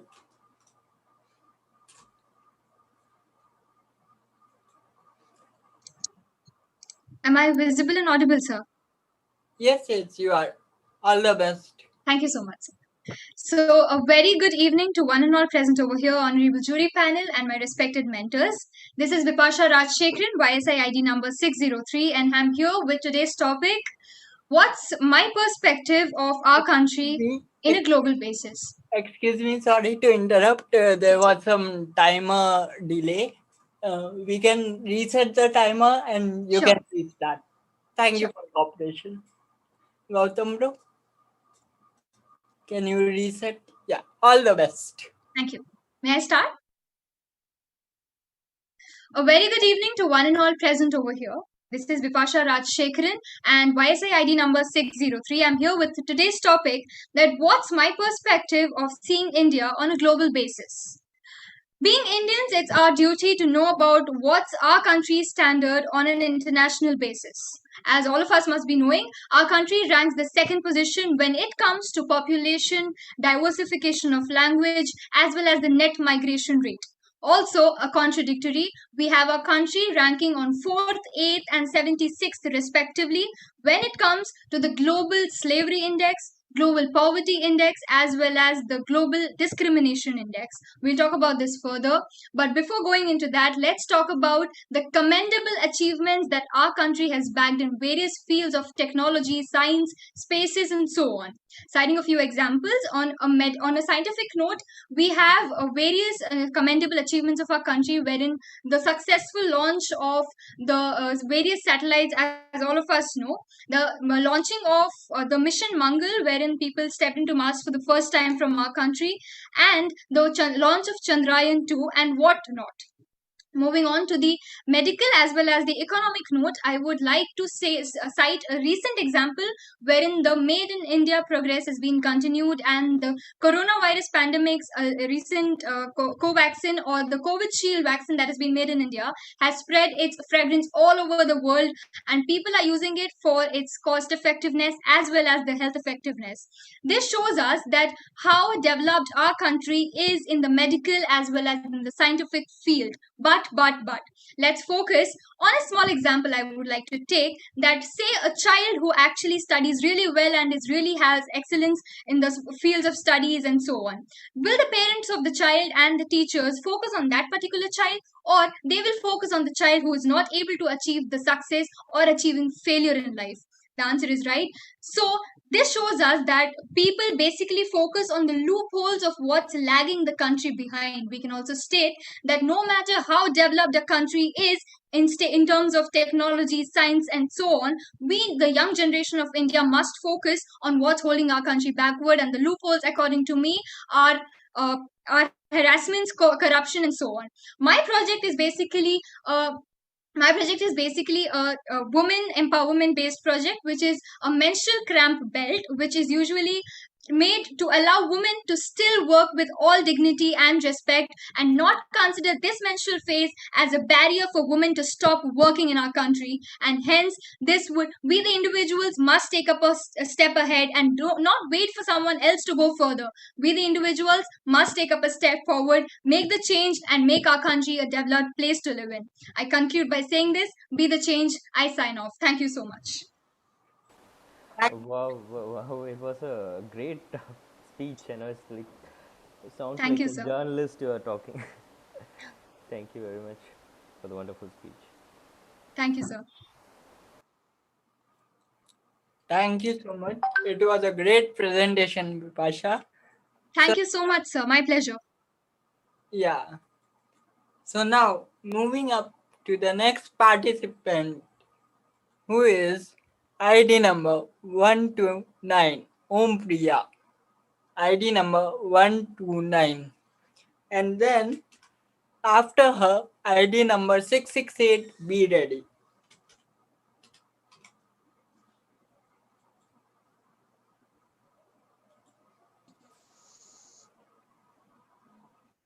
Am I visible and audible, sir?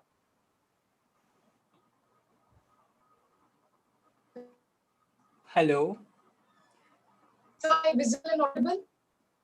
Yes, you are. I would like to confirm with my jury panel. Is she visible and audible? Yes, now she is visible and audible. Yeah. Okay. So all the best, Om. Thank you so much, sir. You can start. Thank you, sir. Good evening to one and all present here. This is Ompriya Acharya from Odisha with YSI ID number 129. So I am here to debate on this topic, that is India's position globally. Statistically, India ranks 142nd among 180 countries according to RSF, 140 among 156 countries in World's Economic Forum, 139 out of 149 countries in World's Happiness Report. On the other hand, India is now the world's fifth largest economy.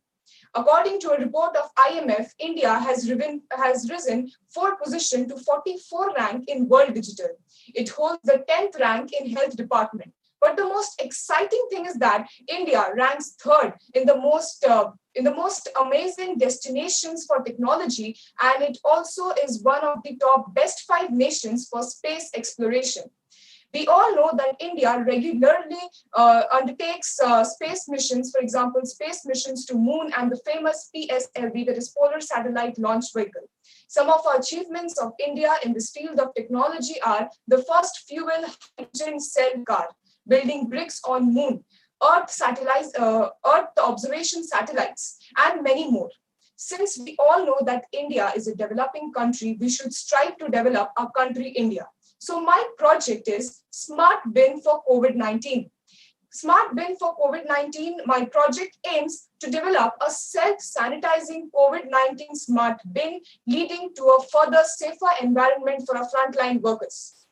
This is an automatic sanitization setup which automatically sanitizes the COVID disposals from the quarantine rooms, the COVID hospitals, and hence in the safe dumping of the COVID waste in the waste yard. We give this wireless DP-DT switch to the frontline workers, and they, with the help of the DP-DT switch, regulate this garbage collecting vehicle.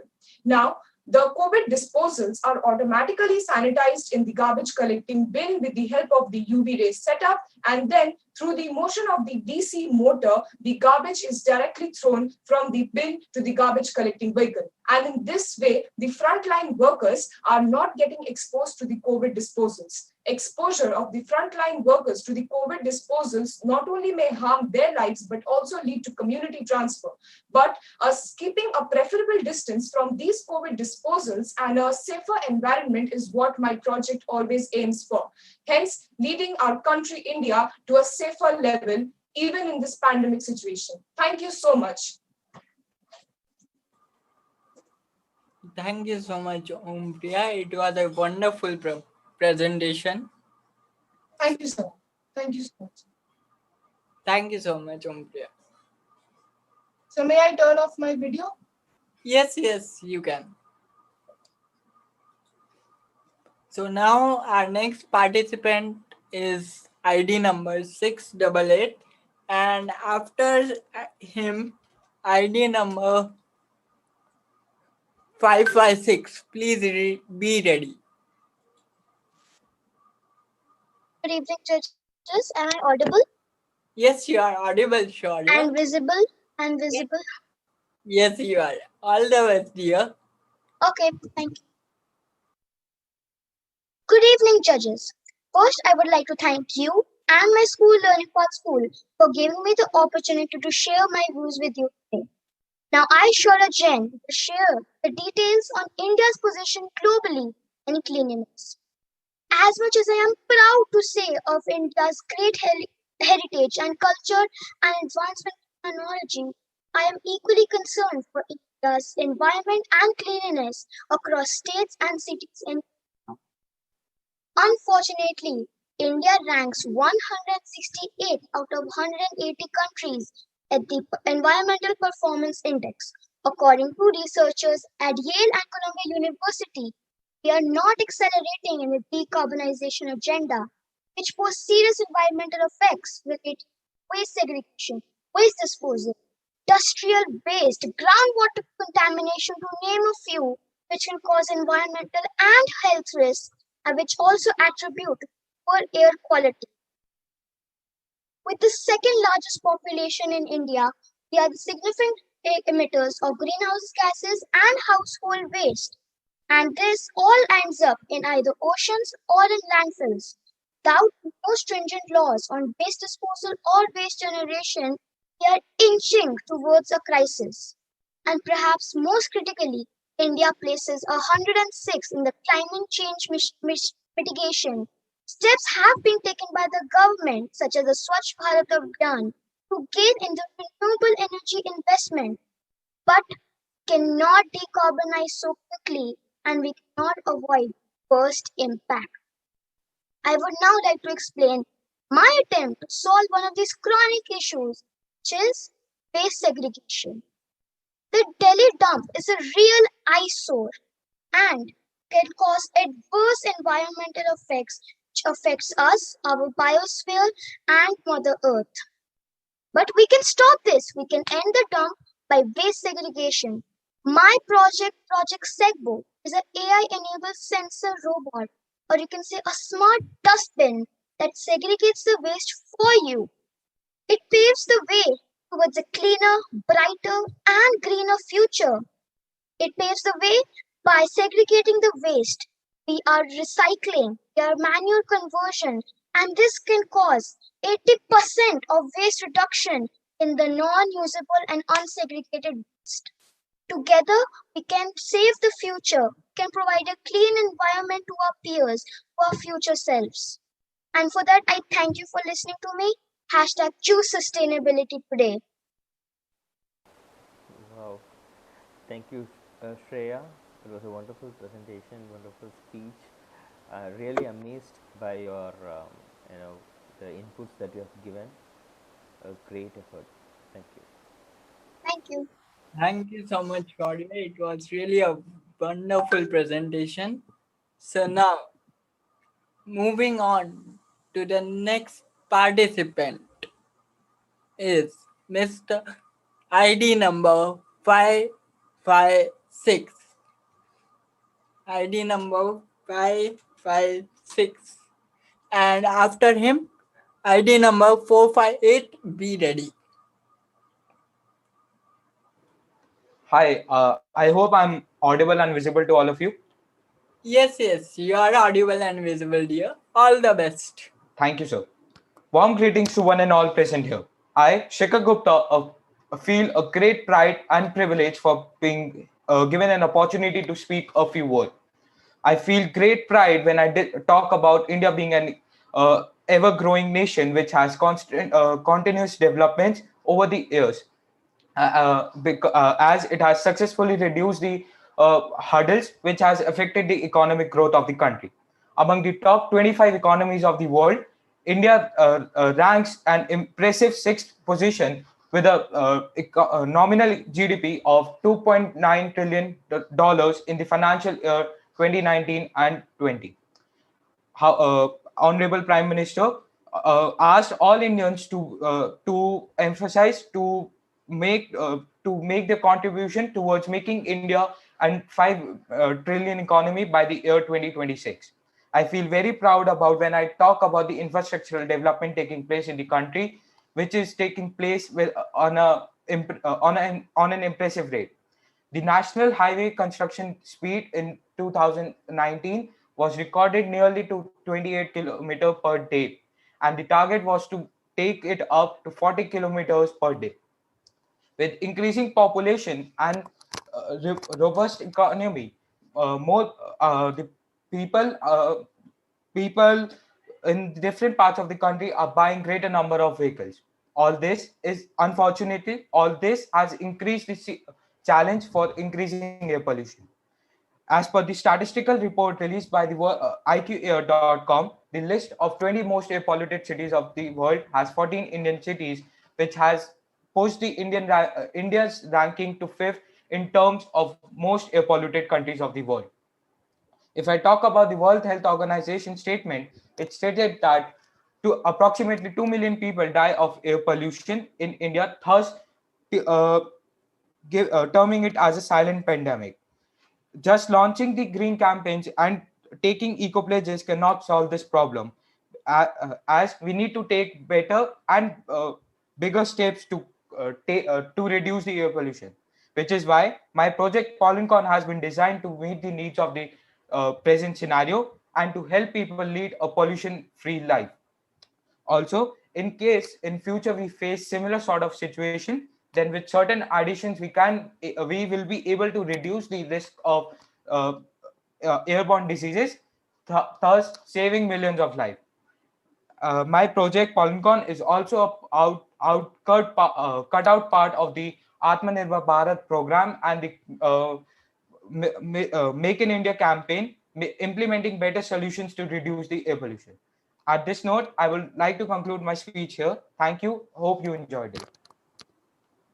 Thank you so much, Shikhar. It was a beautiful presentation and you expressed your thoughts so wonderfully. Thank you so much. After looking at all these presentations, like we are now just left with our last 10 presentations, and my mind is like most of them are talking about the environment, and like I'm so happy that all of the young generations are so worried and so thoughtful for environment, and hope you all guys are safe at your places since the corona time is increasing. Hope you wear the masks and follow the guidelines given by the government. So moving on to our next participant, ID number 458, Parmanand. And after ID number 458, ID number 172, please be ready.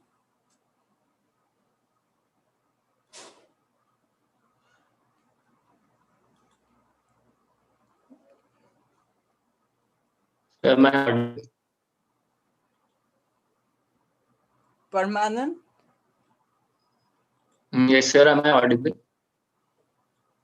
Yes, you are audible. Should we start now?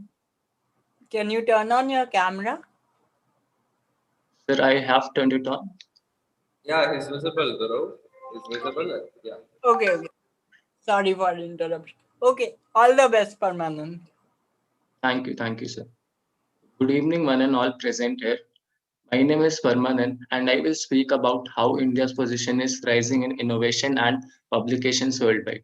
In both products and processes, innovation has the potential to be India's big ticket to development. This is in line with the vision of the Prime Minister, who has said that I dream of a digital India where the world looks to India for the next innovation. India's continuous improvement to reach the 48th position among 131 economies in the recently released Global Innovation Index is indeed good news. The combination of scientific excellence and innovation has been possibly by encouraging investments in scientific activities, infrastructures, human resource development, and boosting the entire innovation chain in an environment charged with the startup India movement. Also, India being the top rank in the Central and South Asia region is a new entrant to top 3 rank among lower middle income economies. Besides, it has bagged the title of an innovation achiever for 10 years in a row. That said, India has many grounds to work. It is catching innovators when young through Atal Innovation Mission, grand challenges, and making entrepreneurship a part of the school curriculum will foster an innovative and entrepreneurial culture. India's top priority is moving from dependence to independence in the digital and technological field. The real need was specially felt in this pandemic time. That's why our nation's anthem of Atmanirbhar Bharat from medicine, agriculture, defense, and other sectors as well. So for me as a growing entrepreneur, I feel it's a technological revolution of New India. And being a part of this revolution, I have also innovated a project which will help us in tackling the problems of improper garbage disposal and dealing with its ill effects. So it is no longer uncommon to see huge piles of waste, old house items, construction waste, or used products dumped by the roadside, in the forest, or on non-designated dumping sites. This trend is becoming a problem because it hinders the objective of keeping the environment clean and can have serious impacts on wildlife and habitat. So to tackle this problem, I have designed a bot that will help us in cleaning the water bodies. The bot is designed in a way so that it can be operated on water as well. The bot will collect the garbage from the ground and will transport it to its desired place. And in water bodies, it will collect the floating waste like plastic cans, empty cans, and other things also. And we can use it to clean the water bodies like Ganga and Yamuna, where we see a lot of garbage floating. And we can also use it to solve the problem of oil spills in oceans. Oil spill in oceans can be very harmful to sea turtles and mammals and the marine life in that area. So after emulsifying the oil, the bot can collect that later on, and we can de-emulsify that oil later on for our further uses. So it will prevent the loss of money and the oil as Sorry well. to interrupt. Thank you. Okay. No, I am done with my speech. Yeah, sorry. Yeah. Thank you. So it was a really wonderful presentation, Parmana. Thank you so much, and all the best for your future projects. Thank you, sir. Yeah. So yes, before actually moving on to the next candidate, I wanted to say something. So yes, actually there is a winner of Young Scientist India contest in this session. So yes, Dhruv, please tell us about your story from being a winner to the host today. Yes, guys, Dhruv has won Young Scientist India contest in the year of 2018. So yeah, please tell us your story, Dhruv. Yeah, bro. Actually, it was really excitement. Like I was also one of these students who are right now presenting their best and trying to impress the jury with their skills. And like after I won, like that feeling was like super happy, like 7th heaven. And after that, we joined the team and we did lot of projects. We worked on satellites, we worked on balloon sats, and now being the host of the competition, which I was a participant once, it's really amazing feeling for me. Yeah, really nice. Happy to see you, Dhruv, at this. Yes. I could see your progress from 2018 onwards. Happy Thank to you, see sir. you here. So, all the parties. Good to learn, Guru, that you were the winner. Sorry, sir. Yeah, good to learn that you were the winner earlier. Thank you, So, sir. Thank you. so sir. what was your project on? It was a multi-purpose drone, sir. Woman security drone. Wow, wow. Yes, That's sir. very important. All the best. Thank you, sir. So, now I would like to call upon our next participant, who is ID number 458. Sorry, he's done. And the next participant is ID number 172, Gokul Krishnan. And after that, ID number 79, be ready.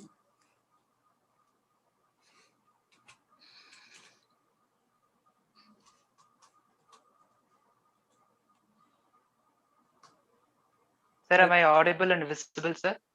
Yes, you are audible and visible. All the best, dear Gokul. Thank you, sir. Good evening to one and all present here. I'm Gokul Krishnan from Electronics category. Well, when we talk about India's position globally, the first thing that strikes our mind is that largely and densely population. India has about 1.3 billion population and it ranks second globally and covered about 17% of world population. When we see the India's technology position globally, India has reached the surprising and drastic growth in technology in the very short span of time. For example, we can take our ISRO. When I referred this book of APJ Abdul Kalam, Wings of Fire, I came up to know many things, such that the story of ISRO. When NASA stepped to the moon at 1979 itself, at the time Indians are transporting the parts of rockets and satellites on bicycle and bullock carts. Initially, ISRO neither had advanced facilities nor an experienced workforce. Only 0.4% of annual budget is allocated for space programs in India. But now, ISRO is one of the top 5 space research organization in the world. ISRO is breaking every records by sending 100 plus satellites on in one rocket, finding water on moon, and reached the red planet in its first attempt. Many more attempts are taken to break the records. ISRO launched 328 satellites till now to space. This much achievement is not achieved by any space organization in the world with a short span of time. One side, it is very happy to see the technological growth in India, but it is very sad to see the India's pollution position globally. Yes, in 2019, Worldwide Pollution Survey says that in top 30 polluted cities in India, India was discovered with 22 polluted cities. The main reason behind this is that fact is used for generating electricity is the main reason. But there is no way. Due to this large population, we need more electricity. Especially street lights in streets consumes about 25% to 30% of total electricity spent in India. To solve this electricity shortage issues, I'm here to bring with this innovation called smart gravity street light. This gravity street light and gets energy from its gravitational force and no need external power supply. This innovation will be more beneficial to every common man in India. In India, many rural areas and remote areas are under darkness till now. Due to this darkness, they are battling to live a normal life. Especially the people who resides in ill places, it is hard to give electric supply to such a people. This gravity streetlight will brighten to many rural places and remote areas which are under darkness. And if this is successfully implemented, we can further extend this idea of a gravity streetlight to gravity power plant like nuclear power plant, which may fulfill the electric need of the nation. Thank you for this wonderful opportunity. Thank you all. How is this gravity working in electricity? If you can explain in 1 or 2 lines, we don't have much time.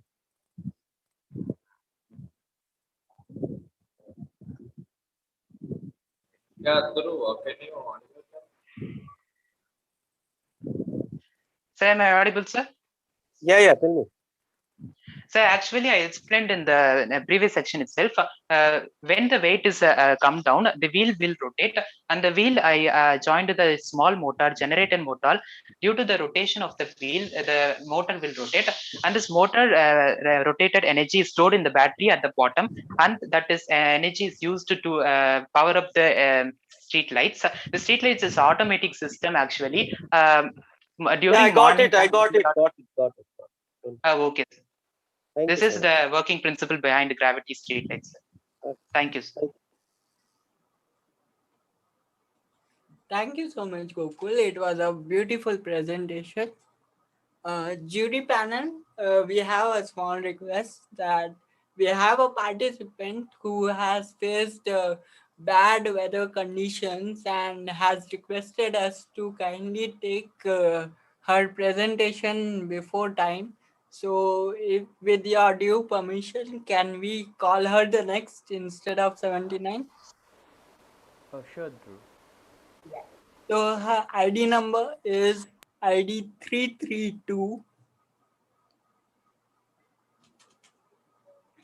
ID number 332, Prathana.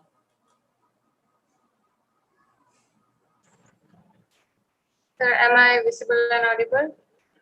Yes, yes. Thank you, sir, for preponing my presentation. No problem, dear. All the best for your presentation. Thank you, sir.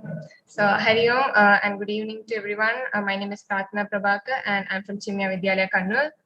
So, as for 2020, India has been ranked 48th in the Global Innovation Index, and it seems India has been ranked second place for being the most promising promising source for global innovation. And India's innovation ecosystem has changed a lot recently thanks to Niti Aayog and Startup India and all. And we are also privileged to have Atal Tinkering Labs, which has helped us a lot in understanding about innovations and IPR and all. And I believe that focusing in this area would definitely help in improving India's economy. And India has been growing technologically and economy a lot recently. And I believe that in the coming years, India would definitely top both technologically and economically. And as for my project, Bioflush, it focuses on waste disposal, food waste disposal at our home. The food can be disposed at our house, like wherever the food has been produced, it can be disposed there itself.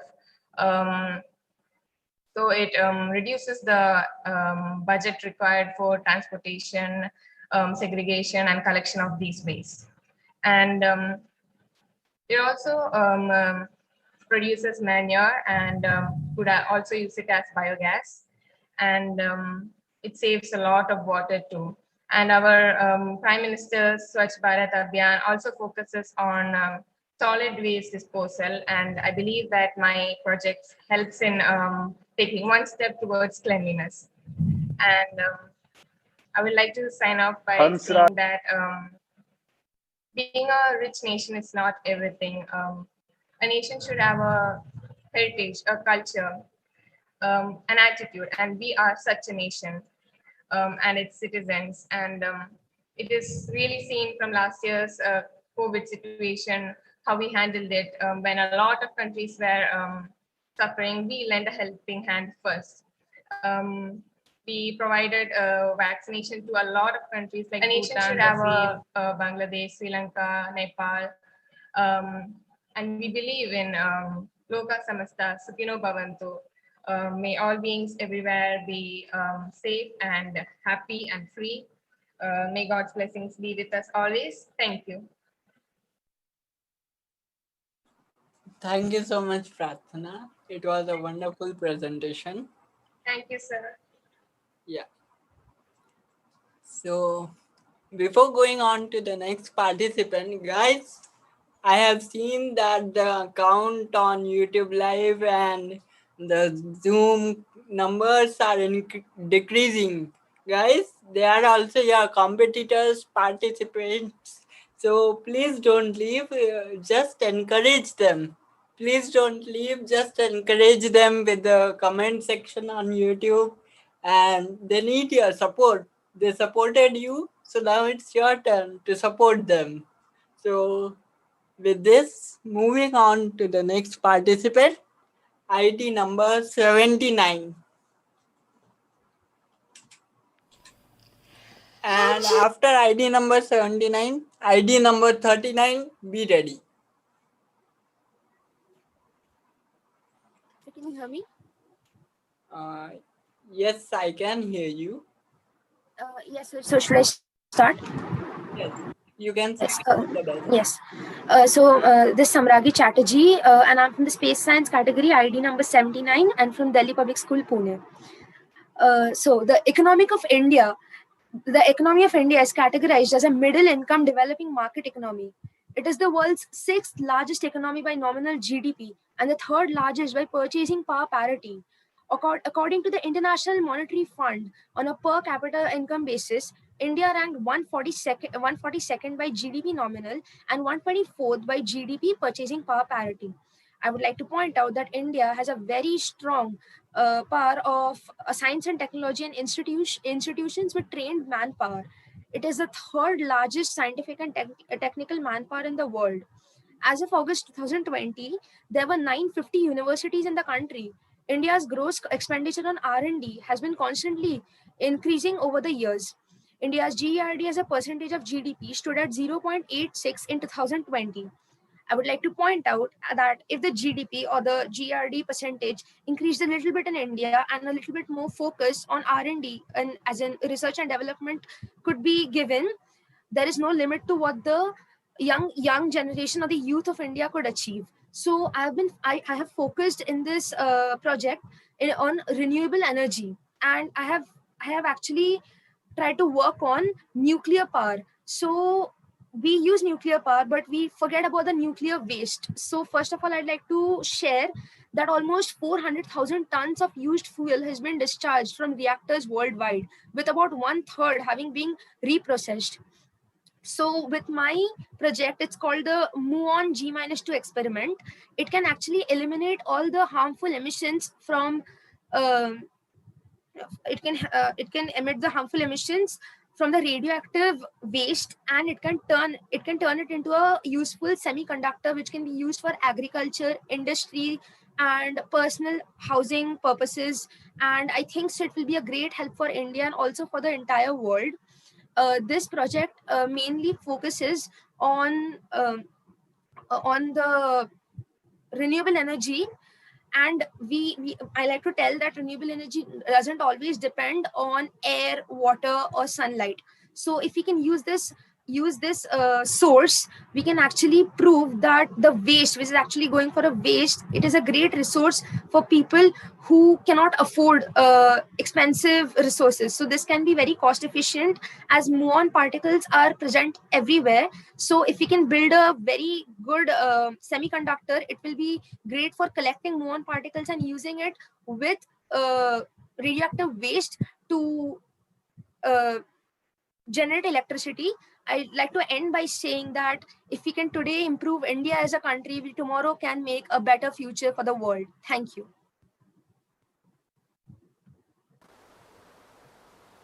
Thank you. Thank you so much, Samragini. It was a great presentation. So now we can move on to our next participant, ID number 39.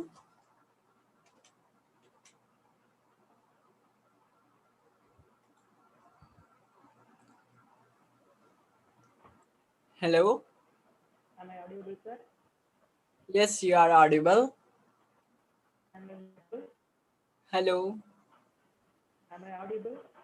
Yes, Sankirtan, you are audible. Are you ready with your presentation? Sure, sir. May I start? Oh, yes. All the best, dear. Thank you, sir.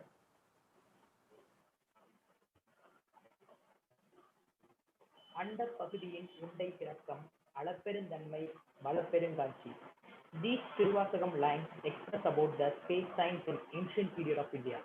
From this, everyone can understand that I have chosen the topic, the position of India in space science and research. India has the potential to Hi, be the next spacer children! of the world. So, the India now stands wait on the is cusp of over. leading a space Young ecosystem Scientist India with exploding the 2021 guiding world. results are out Space, today! universe, solar system, planets have interested human beings since time immemorial. With every exploration, the desire and the intent to know more about space grows and evolving it as a sector of research and development at geo level and creating a footprint for the country in space exploration. Dr. Vikram Sarabhai, Dr. APJ Abdul Kalam, Wing Commander Rakesh Sharma, Kalpana Chawla, the list is endless of inspirational space research scientists and astronauts of India, and their life stories are inspiring students across the country to explore the domain of space and aeronautics. The ISRO became the first Asian space agency to reach the orbit of Mars. It is world's first agency to have achieved this mission on very first few attempts. Space and satellites are the backbone for the prediction that help us in the sector of agriculture. Weather, communication, military, defense, banking, monitoring, and surveillance, and in other several sectors. India holds the fifth position in field of space science and technology. Industry estimates there are over 40 plus startups working in India with funding, teams, and structure on space and satellite projects, complementing the efforts of government, ISRO, BSSC, and others. This number is likely to increase, and this is very space technology will play a big role. I have chosen the topic plants in Mars, an artificial environment to grow plants. So let us see how it is useful to a common man. Due to increase in population, the demand for the basic need is increasing day by day. The availability of land for housing is increasing gradually. Housing in space will become a space war among all the countries. Creating a civilization in space is possible only by setting up an artificial environment, which is possible by agriculture in space.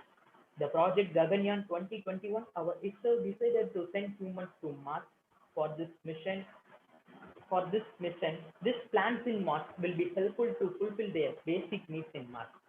The main objective is to create knowledge about the space science among young people and explore new ideas that are possible to live life in space.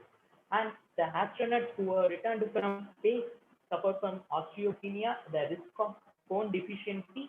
So by planting natural herbal products in space, we can depress the risk of osteopenia. Thank you.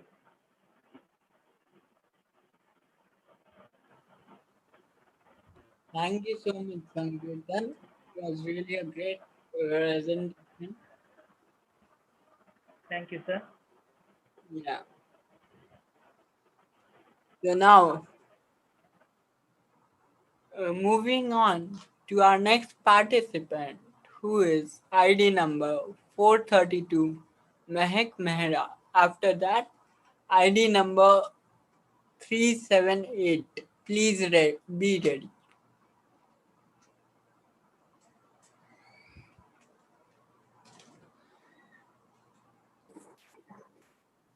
So am I audible? Yes, you are audible and visible. Okay, thank you. Should I start? Yes, you can start. All the best. Thank you. The renowned author John Green once said, "There is hope even when your brain tells you there isn't." Good evening, respected jury. I'm Mehak Mehra and I study in Bal Bharati Public School, Dwarka. My YSI ID is 432. Instead of focusing on all kinds of different fields, for my speech, I would like to highlight a crucial and important issue which is really necessary to be discussed in today's scenario, and it is closely related to my project. Mental health, an issue overseen by the most. Many till this day think that it is not even a real problem. There is some stigma which surrounds mental illness, which we are somehow afraid to talk about. There are fundraisers, special events, and certain events dedicated to help people suffering from cancer or other heart diseases. And though they are all very important, mental illness is one of the top reasons for disability and death in our country. In 2017, more than 14% of the total population of India suffered from variations of mental disorders. In 2020, these numbers rocketed to a shocking 43% due to uncertainties surrounding the pandemic and the lockdown. With anxieties and depressions piling upon people and the risk of being infected by the COVID-19 virus hovering over their minds, India saw a distressing rise in mental health degradation as compared to the world. Did you know that India also accounts for 36% of suicides globally, and that suicide has surpassed maternal mortality as a leading cause of death among women and teenage girls aged 15 to 19 years? In a report released by WHO, India ranked second in countries suffering greatest burden of mentally diseased population in the world.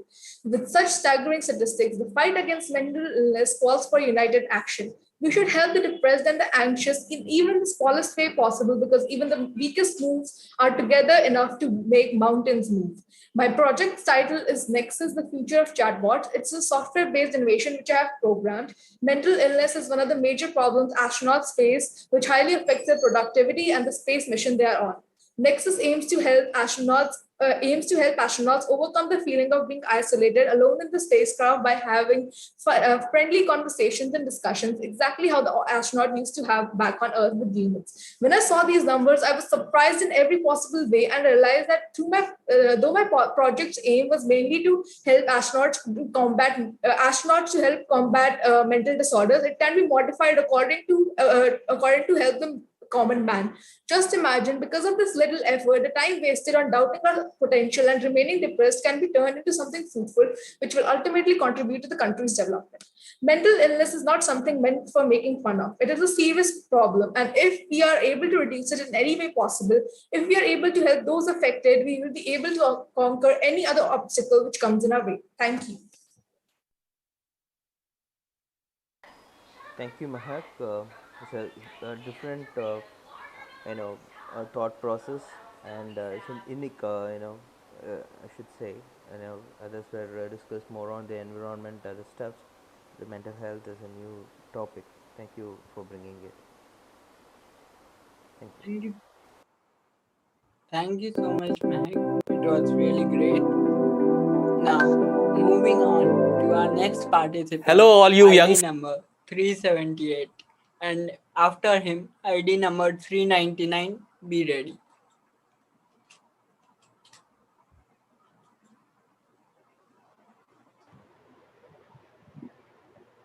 Hello. Sir, can you hear me? Yes, we can hear you. Am I visible?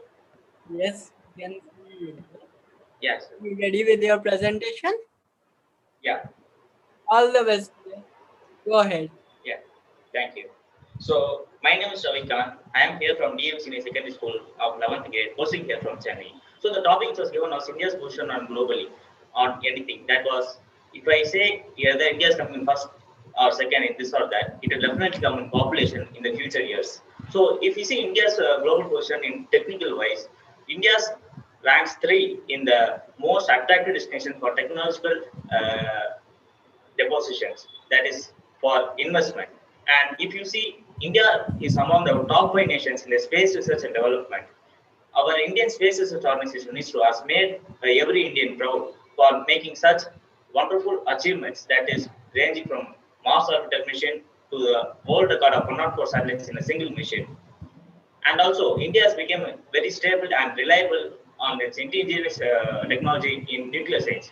On stating this, we have to remember the pioneer scientists of India who made this basement for this R&D, that is starting from C.V. Raman to Homi Bhabha to Vikram Sarabhai and the former Prime Minister APJ Abdul Kalam.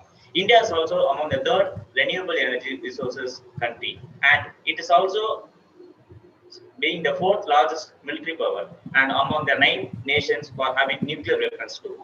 So, being the 5th largest economy, why it has not yet become a superpower, or why has our Abdul Kalam Aya's vision of 2020 not yet been achieved? So, I would say this answer would be on next vision. So, what I'm trying to say is that the world runs on 2 frames. One is the scientific world, and next is the socio-political world. If you see, the scientific world is itself being controlled by the socio-political world. So let's take education itself. You see, education, the more than 60% of the graduates who are coming out of colleges are not capable to work in any industries. And also the socio-economic disparities, social disparities that we are having in our society, which is pulling back our nation. So every issue is having a socio-political background against it. So my research was also inspired from socio-political clash between the people and the government that is on a nuclear curriculum project, which was being placed for a development of a country. But what people concerned was the nuclear waste. So what I went through into the issue was how can we use this nuclear waste in the useful material. So the main hazard is the nuclear radiation is coming out of it, that is mainly constant gamma radiation. So how to convert this gamma radiation into useful electricity is that I have to reduce that energy and then convert into useful electricity. So this tech can be used in deep space missions, which is very capable for spacecraft to power for long hours and longer days. So this reduces the people's concern about the nuclear waste headache and also the world solutions towards this nuclear waste. And also our India can move towards the nuclear power to reduce the pollution levels too. So I think this would be a clear explanation, and very thank you for the Space Kids India to give me opportunity like this. So thank you very much. Thank you very much, Ravikant. It was a beautiful presentation. Yeah, thank you. Any questions? I guess no questions from jury. Thank you, Ravikant. You've made a really wonderful presentation. I have no questions on this. Yeah, thank you.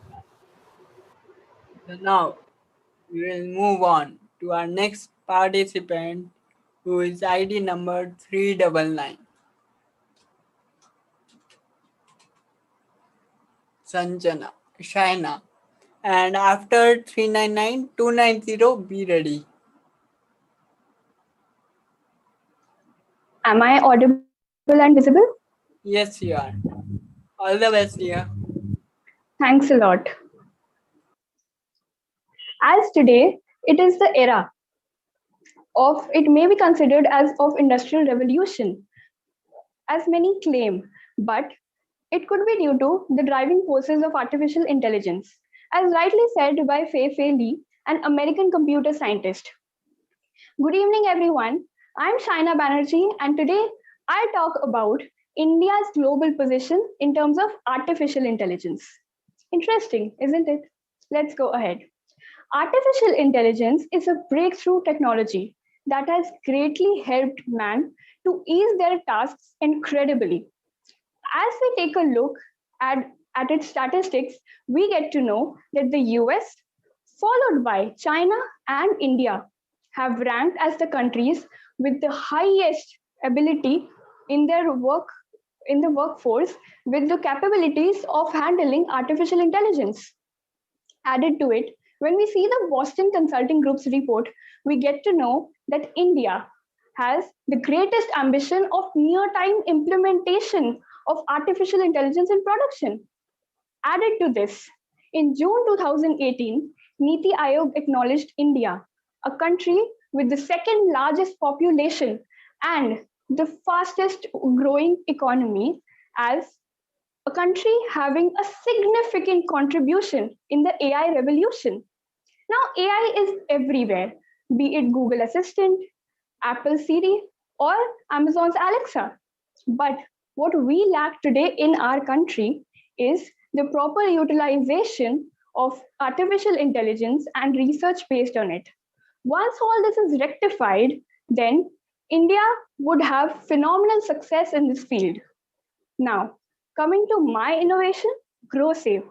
GrowSave is an app idea which would help you to curb the unnecessary and unnoticed food wastage happening at the household level. Now, this powerful tool uses NLP and AI, and it has coherent methods of data input. It would notify you about the food products that are about to expire, and then you can save them from perishing. This leads to great food saving, which is often neglected and ignored. Now, this has some great features like modern UI and barcode scanner, and even a GrowBot, which is an AI-based bot in the app itself. The attributes of this app make it extremely favorable for senior citizens and also the specially able community. This app is a boon for our industrious homemakers so that they can use the best of technology in their work. Thank you.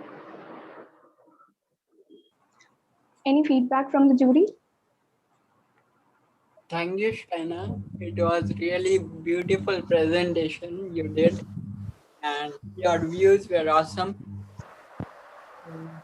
Just one thing I'll advise you to please develop this app. It has immense potential. Okay, thank you, sir. Any other question? Feedback from jury? No, Dhruv. Thank you, Saina, for your presentation. All right, thank you. Thank you so much. Now, moving on to our next participant,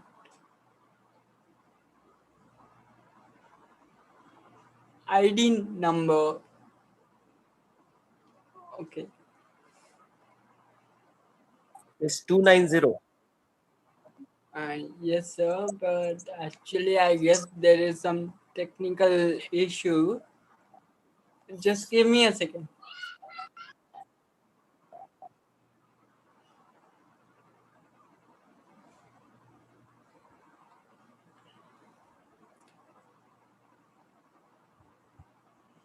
Gautam bro, can you see ID number 290 in the lobby?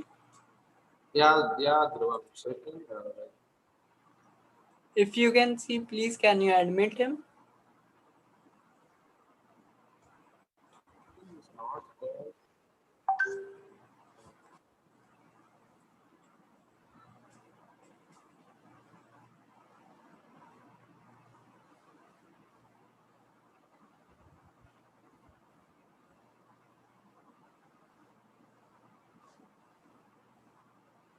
No problem, not able to see. Can we move on to the next one? Next number is ID number 525. Yeah, Arvind Mishra is there in the sitting room. I just saw him and he's trying to message people. Just check it out. Okay, yes. Yeah, he's there. Can you see him, Dhruv? Arvind Mishra, 290. Yeah. Yeah, sorry. Yeah. Arvind Mishra, I apologize. Hello, sir, can you hear me? Yes. Yes, I apologize. No problem, sir. No problem, sir. You can start. All the best, dear. Thank you, sir. I'll start, sir. Yes, you can start. Okay, sir. In this era, our country is acknowledged from its advancement in technology. Good evening to one and all present over here. Today, I, Arvind Mishra from DAV Public School, Unit 8, Bhubaneswar, Odisha, present myself virtually in front of all of you to speak on the topic, what do I think is India's position globally? Surprisingly, India was once called the Golden Bird. The then Golden Bird is now home of 1.4 billion people, where there are more than 740 million internet users. And this makes India the second largest country in this world with the highest number of internet users. It is estimated that India will reach a billion users by 2025. Not only that, there are more than 448 million social media users. And with this, India forms the major market for active users. And with this becomes the second largest market for LinkedIn with just around 53 million active users. India also has its own Silicon Valley known as Bangalore. And it's quite amazing and also makes us feel proud. But the Indians benefiting from all these are very less. When 35% of internet users is formed by 20 to 29 years age group, there are only 32% in 12 to 19 years, and the graph drastically decreases below 12 years. When the future scientists, innovators, leaders should know about the people like the tech trinity, Satyam Shivam Sundaram, and women like Indra Noy, they are more interested in the lives of the so-called social media influencers. Though India has the second largest user base, it is ranked at 48th position in the Global Innovation Index. A big reason behind all this is that the people of our country are far more interested in more technological advanced country and are ready to work for those countries rather than developing their own. As a result, the upcoming generation is also bound to do the same. Shockingly, India is having a tremendous rise in cyber crimes and also famous for Jamtara, the fishing capital of India. But all this can change if the internet users know how to use internet responsibly for their own progress. And this is where my app Faso comes into action. The first thing that will catch your eye are the three chosen colors representing the three necessities of the social media world. Number one, privacy is our utmost priority. And especially in India, parents don't allow their children to have a social media account and connect to the world, especially girls, due to certain fears and privacy concern. But we solve this major problem. Number two, the LGBTQ community scenario is rising in India, and we are going to provide them the safest environment where they can express themselves and be the real one. The third and the most important is that users below 14 years will learn how to become a responsible internet user through the hash world, where not only will be educational, but also will decrease the level of social cyber crime and harassment. At last, I would like to conclude my speech by saying that it is not too late. And if we start now, India can once again become the golden bird. Thank you. Thank you so much, dear. It was a great presentation. Any questions, sir? Oh, wonderful app. Please go ahead and make this app. Sure, sir. Okay. Because the responsible citizen internet user is very important and it needs a good intervention from you, young. Yes, I agree with that, sir. Yes, sir. So, and we are using internet for this beautiful competition and to give students a big platform from their home. So, The students should take this message at home that you should be a responsible internet user. Digitization will help you grow. It can help you ruin your life. So a good message from this. yes, sir. Yes, sir. So now, moving on to our next participant, ID number 55, Gola. Sir, I think I'm visible and audible. Yes, you are visible and audible, dear. Hope you are ready with your presentation. Yes, sir. All the best, dear. Thank you, sir. Sir, first of all, good evening to respected jury members present here. Me, myself, my name is Gola Naga Srinandan from Eluru, Andhra Pradesh, studying in Sir CRR Public School with YSI ID number 55. And sir, in recent years, India has its strongest and massive development in its economic level, and it has helped the world to ensure that South Asia is the fastest growing city, fastest growing country among globally. And India is the third largest country according to GDP ranking, which has 15,887 services available for it. And India is only the country which can provide 50% more than global demand according to medicine drugging. And India is only the country which had attempted 154th rank out of 190 countries according to accessibility. And India is the fifth largest country which took over United Kingdom in 1989 with the rank of 142 among 180. So sir, and there is a simple technique for keeping India on top of the globe, that is using our country's youth power well. Sir, today in our country, many youth were studying in various institutions for possessing only a degree, which helped them to get a proper job. And they were not focusing on learning and implementation of things in their real life situations. But sir, we need to remember that we are manufacturing job seekers. We are not job givers. And we are even unable to understand the correct meaning of the education. Majority of the youth today in India thinks that after completing their education, their college education is completed, which is exactly not correct, sir. It's completely wrong. We need to realize that learning is a lifelong process and it never ends. We have to upgrade ourselves at due intervals throughout our life. And if we can shift the attention of the youth from possessing degree to learning, we can actually think of achieving this milestone and hence deserving a leadership for India on top of the globe. And sir, coming to my innovation, let me explain how it is related to mankind. And sir, he is my robot. Actually, he is running low on battery so that it turned into sleep mode. This robot will be coming with a digestible sensor, and this digestible sensor will be consumed by the user. What happens? The robots get access to the human body, and it can calculate every rate of the human body. And it has the power to intimate user 2 days before heart attack. Amazing, right? 2 days before heart attack, and it sends an alert message to the nearer hospitals. And from our lower kindergarten classes, we are learning yes or no questions. And I have used the same technique in this robot to diagnose a disease by asking questions. If I said I'm getting headache, it will ask, are you feeling heavy in your mind?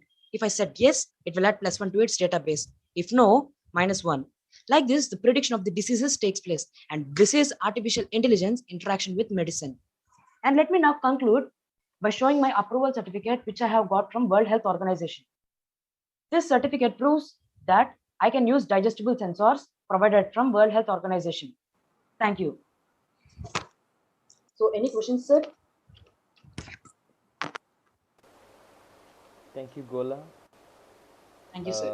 Wonderful presentation. Your robot looks like Baymax, which I got to remember the Baymax in the movie. Actually, it is from Big Hero 6, sir. Yeah. Great effort, Gola. Thank you. Thank you, sir. Great effort, Gola. Thank you, sir. So, Gola, you should again train your data set. I'm not sure of this, what kind of data you have utilized. Prediction of disease is something which is a very vast field. Catch hold of few diseases and take care of it. Actually, I have used a CSV dataset, sir, and it is used for calculating numbers. And every disease has predicted with a separate number. For brain tumor, I have decided 59. For yes or no questions, it can diagnose as a single number. It can predict the disease. Yeah. Great. Congratulations. Thank you, sir. Thanks a lot. Great presentation, Gola. Thank you, sir. Now, just one question: is this 525 Saurav Mahesh? 37, 34 in the list. He has already presented? No, sir. He hasn't presented yet. Okay. Because you skipped this thing, I guess. Yeah, actually, he was not present in the lobby yet, so we had to skip. Okay. Thank you. Now, moving on to participant. ID number 50, Apar. Even he is one of the warriors joining us. He has been recently tested COVID positive, but still he wants to give his presentation. And all the best, dear. Papa. Thank you, sir. Thank you. Sir, I hope I am audible and visible. Yes, you are. Okay, sir. Thank you. So, good evening, jury members. My name is Apar Gulati. I'm from Springdale School, Dholakua. And today I'm here to give a speech on the topic India's rank among the world on the basis of technology, as well as how my project can help the common man. So first of all, let's go into this strategic databases. So India ranks third among the most attractive investment destinations for technology transactions in the world.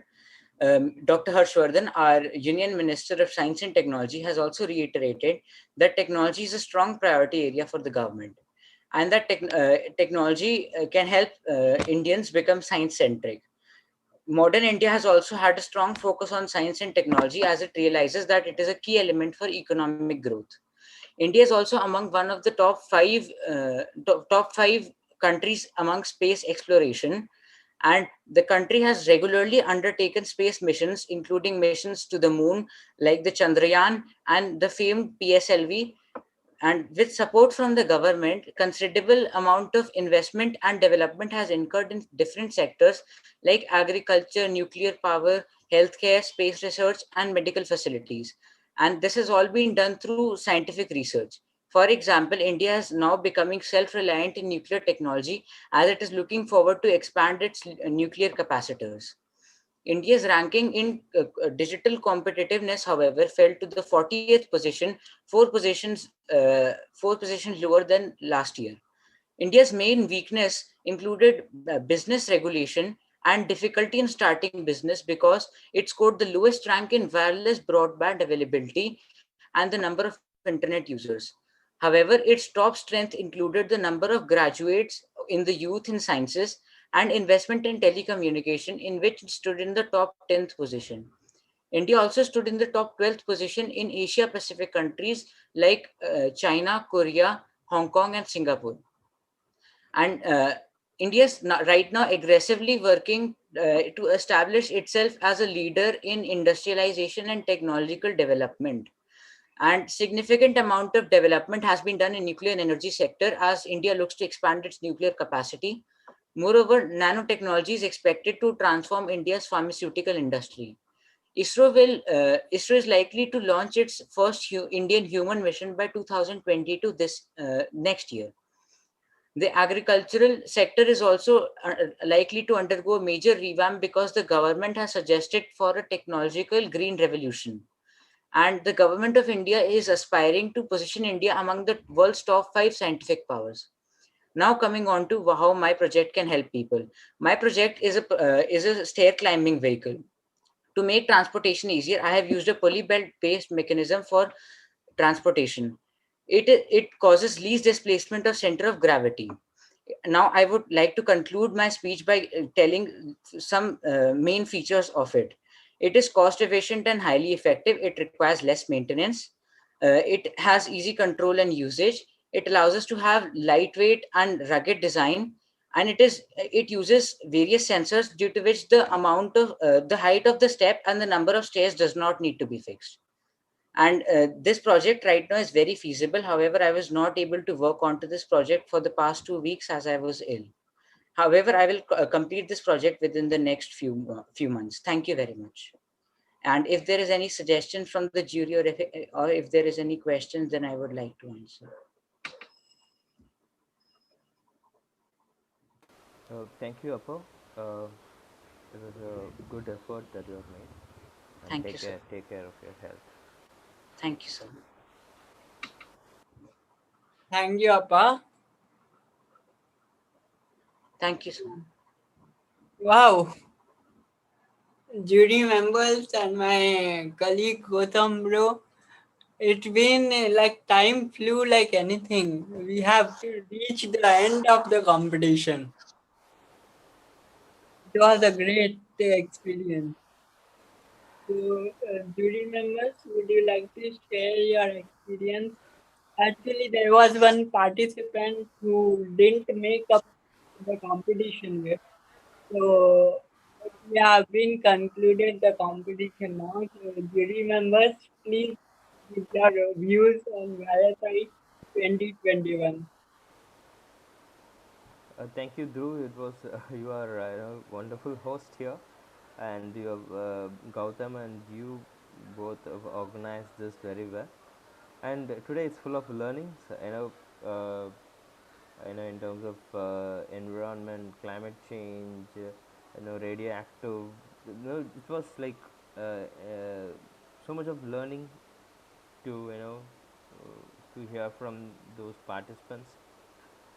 I'm so happy being part of this program. Thank you for inviting me.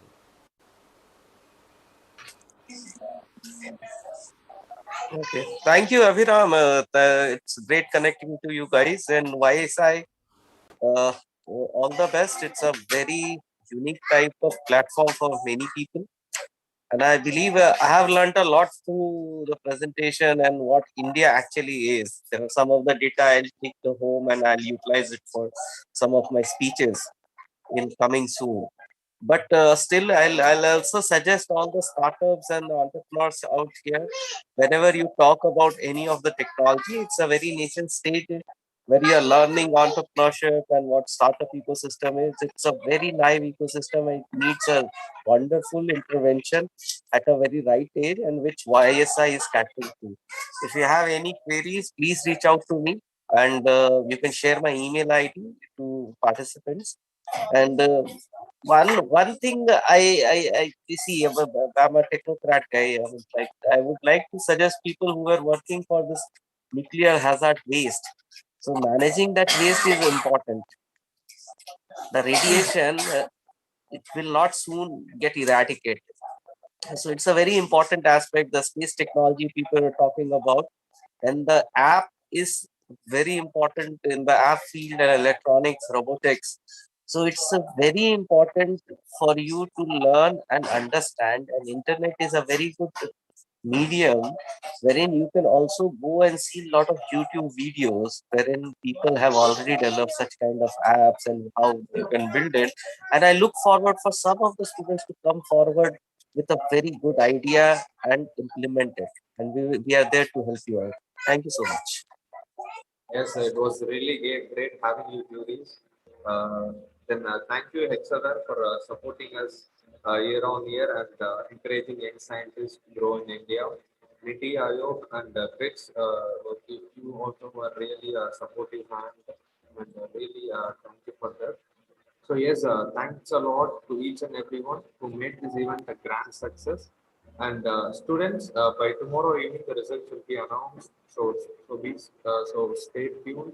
All the best for your future projects. I wish and hope you all create a lot of innovative and creative stuff and keep motivating us all. So those who have missed the session can view our video in our website or our YouTube channel. And also, I would like to thank our teammates who have worked late nights and worked really hard for making this competition really successful. I would like to thank Yagna Sai bro, Keaton Chand bro, Clinton Anthony, Gautam bro, and all our juries who were present in the past 3 days, and also the backend team who were working continuously day and night, and also our ma'am, Dr. Srimati Kesan, who was like a backbone to all our team and supporting in every possible manner she could. And so yes, it was really great. Thank you, Guru. Yes. Yes. So guys, we have come to the end of the session, and the live is going to end. Okay. Yeah. Yeah, Guru, go on. I would also like to thank our jury who joined today once again. And Yes. So yes, guys, once again, thank you so much, and Jai Hind. We'll end the session in few seconds with the video. we will be also waiting for 2 seconds for your comments. If you have any comments or questions, we will be answering them. So we have 1 or 2 minutes. Shoot your questions.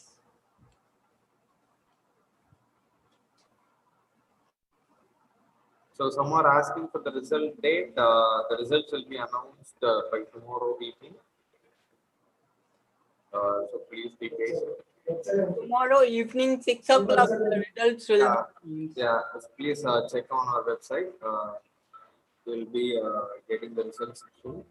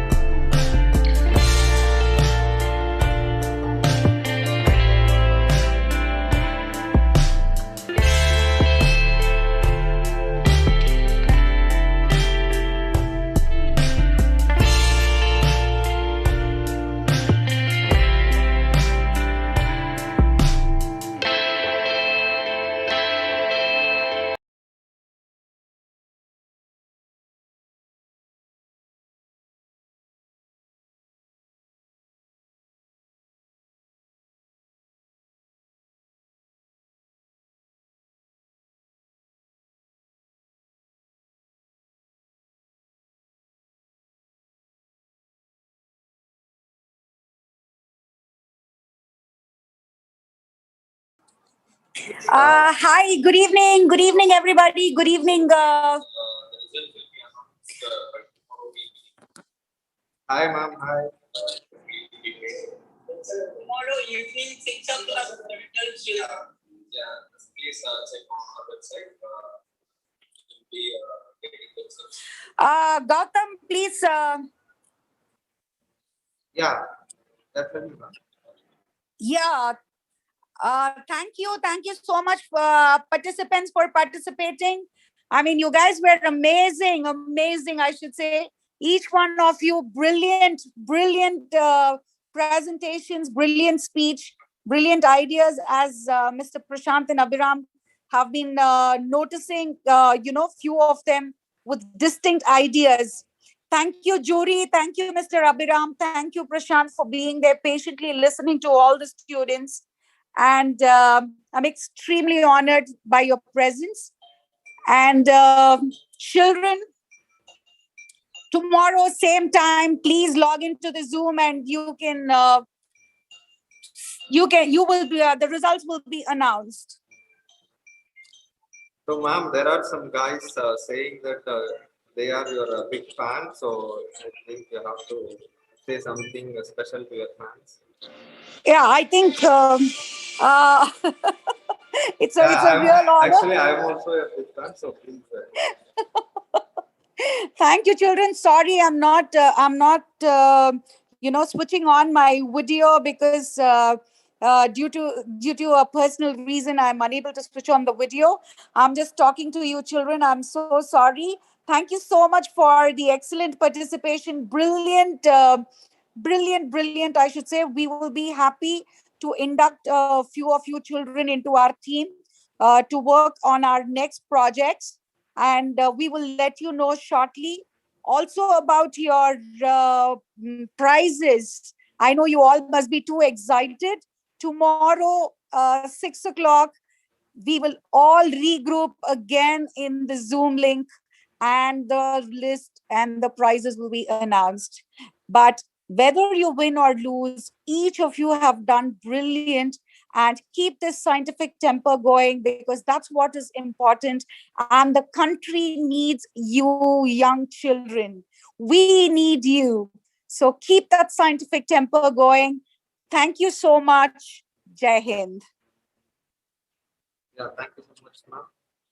Keep inspiring us. And as ma'am was saying, you all are winners already. So cheer up and do a lot of innovative and creative stuff. And yes, guys, it was a wonderful grand finale. We are ending the session right now. With the video, we'll end our live. So thank you so much. Thank you everyone for making this possible. Thank you, jury. You've been very kind. Thank you, Abhiram. Thank you for your time. And thank you, Prashant, for your time.